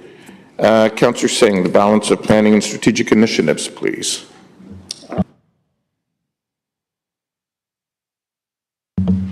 Yeah, I think I just have to clarify something I said earlier this evening, and that was when it came to the renovation bylaw, I referred to it as 76A, but it's actually 76C. So that should be corrected, and it's been moved by myself and seconded by Councillor Olodumi that the report for PSIC dated June 16th, listed as item 76A, be adopted. Okay, moved and seconded. Any discussion? All those in favor? Opposed? That is carried. Moving on to unfinished business and new business. I've got a mayoral update. So council will recall that, or will note that today is the last meeting in our winter and spring session before our summer break, and we'll be coming back in August. And I think as we look back, it's fair to say that it's been a very busy 6 months, and collectively, between council and staff, a lot has been achieved. From a housing perspective, we have a lodging bylaw that took effect on January 1st, 2025. In the state of the city, we announced our new fire hall with a minimum of 150 units of affordable housing project. We approved several grants for affordable rental housing and co-op incentives. We did receive an additional $4.2 million in HAF funding, as we were a top-performing city, in addition to our $42.4 million that we had previously received. We completed all 44 actions in our Housing for All strategy and launched our Kitchener 2051 official plan. From a transportation point of view, we did small things like adding a crossing guard at Grove Public School, to renewing our bike and scooter program with Neutron Mobility, as well as progress on Vision Zero. A big issue during these 6 months has obviously been the situation with tariffs and trade that has been brought about by the U.S. administration, and this council has taken a number of pieces of action in that regard, including the creation of our Tariff and Trade Task Force, our support local campaign initiatives around our procurement policies, our Love Local pop-up shops, as well as working with partners in the area on tackling these issues. Over and above that, there was a number of everyday things that happened, including a successful outdoor rink program, the Rockway Center redevelopment, which we dealt with tonight, a continuation of our female firefighters in training program, which will continue tomorrow, our Bloomberg Philanthropies Youth Action Fund, which received another $100,000 US in funding, celebrating 60 years of the Canadian flag on February 15th, launching our municipal newcomer strategy, celebrating 35 years of Eric Traplin, honoring youth and seniors with awards, including Marcia Smelly as our Senior of the Year, opening our Southwest Library, launching our Play in the Park program, and this past Saturday, another 100 concerts in Neighbors Day. So all in all, I think, and those are the highlights. There's many other things as well. All in all, as we look forward to the summer break, I think it's an opportunity to acknowledge everything that this council, our senior administration, and the staff that we have throughout the organization have helped us achieve on behalf of the residents of the community. So I just wanted to take a moment and reflect on that and acknowledge everyone's work, efforts, and contributions in that regard. So with that, we'll now move on to item 9.2. Councillor Singh, that's after that. Councillor Singh, communicate your streetlight motion. Okay, thank you.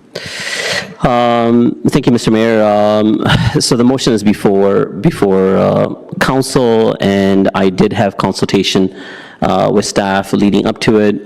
My original motion, which is relatively the same, but was slightly amended with their support, outlining the correct action to advocate for some of the changes that I think are necessary through communication with our affiliation with Inova.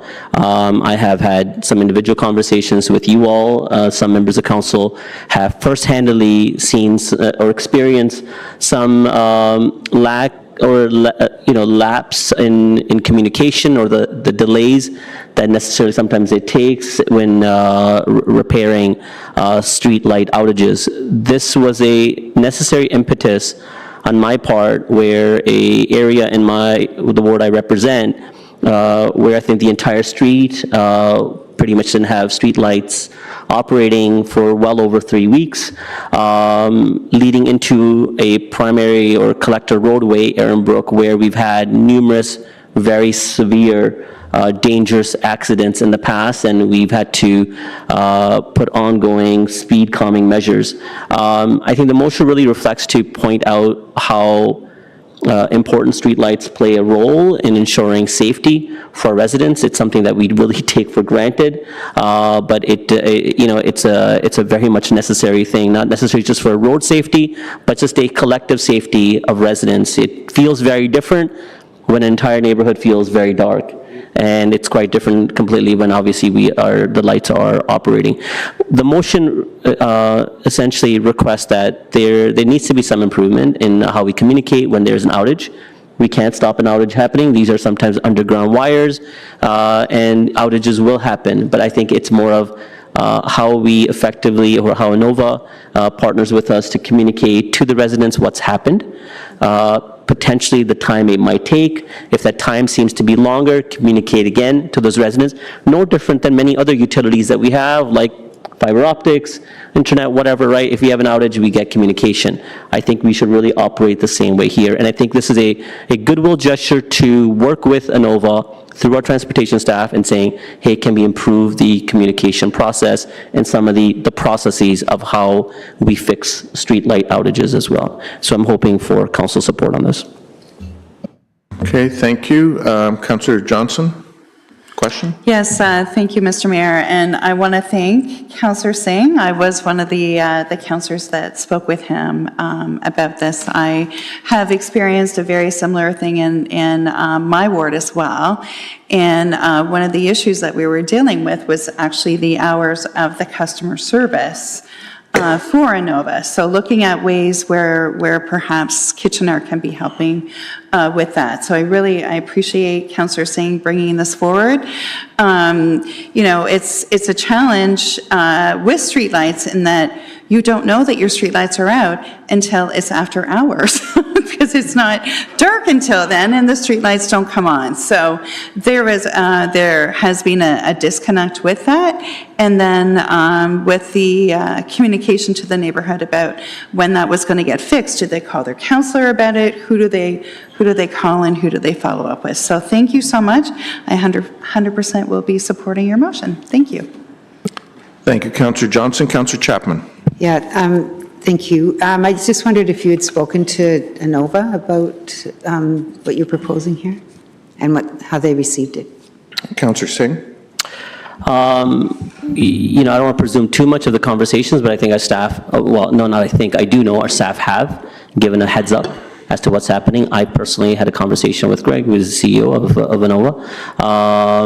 And from what I've heard from staff is that there is a willingness for them to review the processes. This is not a critique or criticism of Innova in any way. I think it's just outlining that there needs to be some improvements and that we can work better affiliated with them as, they are a service provider on the street lights and streetlight repair, and that way how we can improve on that communication to residents.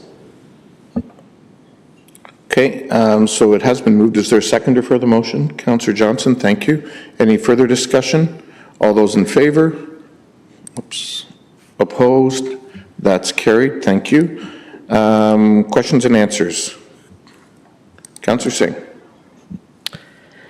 Yeah, I was keen quickly just to congratulate all the things we've accomplished under your leadership because I needed your support on the motion that was coming forward. But that's why I was quick to try to jump in. But we had a all-council meeting recently, and at the all-council meeting, they did introduce the changes to garbage collection and the large or the bins, the automated bins that would be picked up through robotic arms. And what was outlined was that there would be options for residents to pick a larger bin, smaller bin, and for other bins for other waste as well. And they pointed out that these bins are on display in a number of locations, not many. So what I was going to ask you is, could we work potentially with the region to have a better communication to Kitchener residents, maybe possibly even using our community centers for the display there so that people can be more aware, and that way we can get ahead a little bit of residents understanding the changes that the region is proposing well in advance of next year. So just on that, the region earlier today actually produced a list, and the only location in Kitchener was the Forest Heights Community Center where they're on display. Nobody's exactly, in checking with staff, nobody is sure how that came to be and why Forest Heights, when quite frankly the market and City Hall and so on would see many, many more people come through. So Ms. McGoldrick has already been in touch with regional staff, and they're exploring to see additional locations that might be possible. Okay, thank you. The later question, or last question, on the tariff working group. This is something we've been dealing with a few months now. Do we have a sense of what the impact has been on the local economy? Do we have some data on some of the changes that have come out of some recommendations from the working group? Well, I think council is aware of many of the updates that have been shared by staff. At this point, I think it's fair to say everyone's waiting to see what comes out of the federal government's work. As you know, Prime Minister Carney recently announced that they're looking to have a deal, actually announced it last week while at the G7, they're looking to have a deal within 30 days. So we're obviously continuing to monitor that. Yeah, I would just end on saying, obviously you're well reached with active years on multi levels of different government levels. I would just request you to carry on your very adequate advocacy and ensuring that municipalities are somehow made whole as we come out of this, because there are going to be substantive impacts that have already been felt, and regardless of what the ultimate agreements will be, we will feel the impacts for the years to come, and I think we need local support towards our local economies. Thank you. Thank you, Councillor Singh. Councillor Davey. Motion to go past 11. Oh, wow, it's already that time. Okay, I will take that motion. Moved by Councillor Ioannidis, seconded by Councillor Johnson. All those in favor? Opposed? That's carried. Councillor Ioannidis. Yeah, thanks, Mayor Urbanovic. And I just want to touch further upon what Councillor's saying with the waste management portion. I really believe that it's not being stressed enough where these bins are going to be stored on people's properties, because they're going to be stored all over the place. And I feel like that's the elephant in the room that no one's talking about. And I'm pretty sure we're the ones that are going to field all these calls. So I can't stress that we need some definitive answers with regards to this. Well, I mean, council did have a presentation at the all-council meeting. So I would, urge you to, if you weren't able to attend it, to go back and, watch the video from that meeting. I believe there is a video recording. Is that correct, Ms. Fusco? Through the chair, yes, the video recording would be available on the region's website. Okay, thank you. Okay. Councillor Chapman. Yeah, just one last question. At that meeting, they didn't have a clear response to how it would be managed in the downtown areas. I wonder if anything has come out of that discussion. Ms. McGoldrick? So through the chair, based on regional council direction to staff at a meeting in 2024, the region has struck a task force, a working group with members of city staff and local BIAs to look at the implementation of the changes to the downtown area. And so those discussions are ongoing. Councillor Johnson. Yes, thank you, and through you. And just to confirm as well, will that include the Belmont Village BIA as well? Ms. McGoldrick?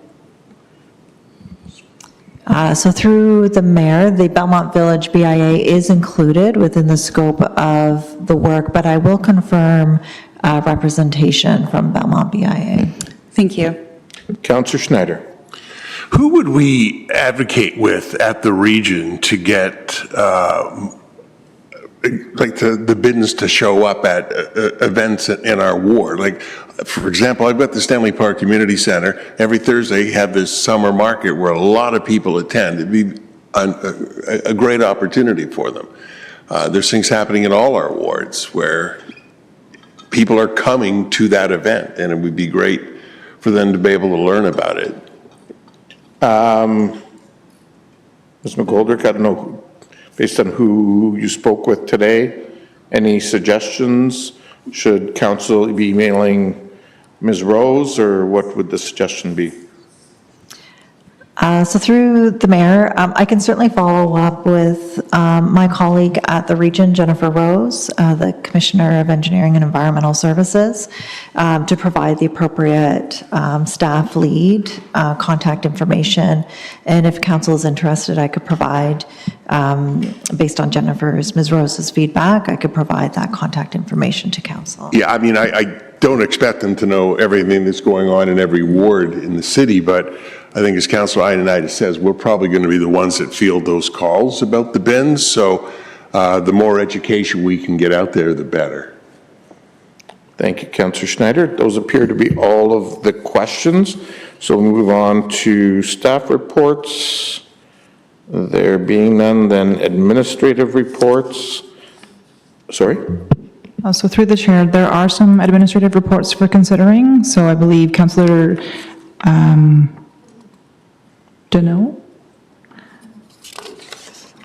Oh, my apologies. Those have been addressed with respect to the two dog designations. So we do need a mover for 11.1C and 11.1D, please. Yes, somebody care to move that? Moved by Councillor Davies, seconded by Councillor Ioannidis. Any discussion? All those in favor? Opposed? That's carried. Council will note 3 items for information on the agenda. Madam Clerk, are there any items coming out of caucus? So through the chair, there are 2 separate resolutions. The first is on the screen. Okay. Moved by Councillor Ioannidis. Is there a seconder? Councillor Stretch. Any discussion? All those in favor? Opposed? That's carried. And the second item, Madam Clerk?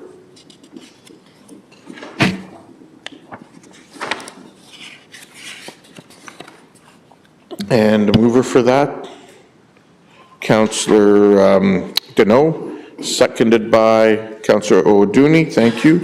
Any discussion? All those in favor? And opposed? And that too is carried. Madam Clerk, are there any additional bylaws?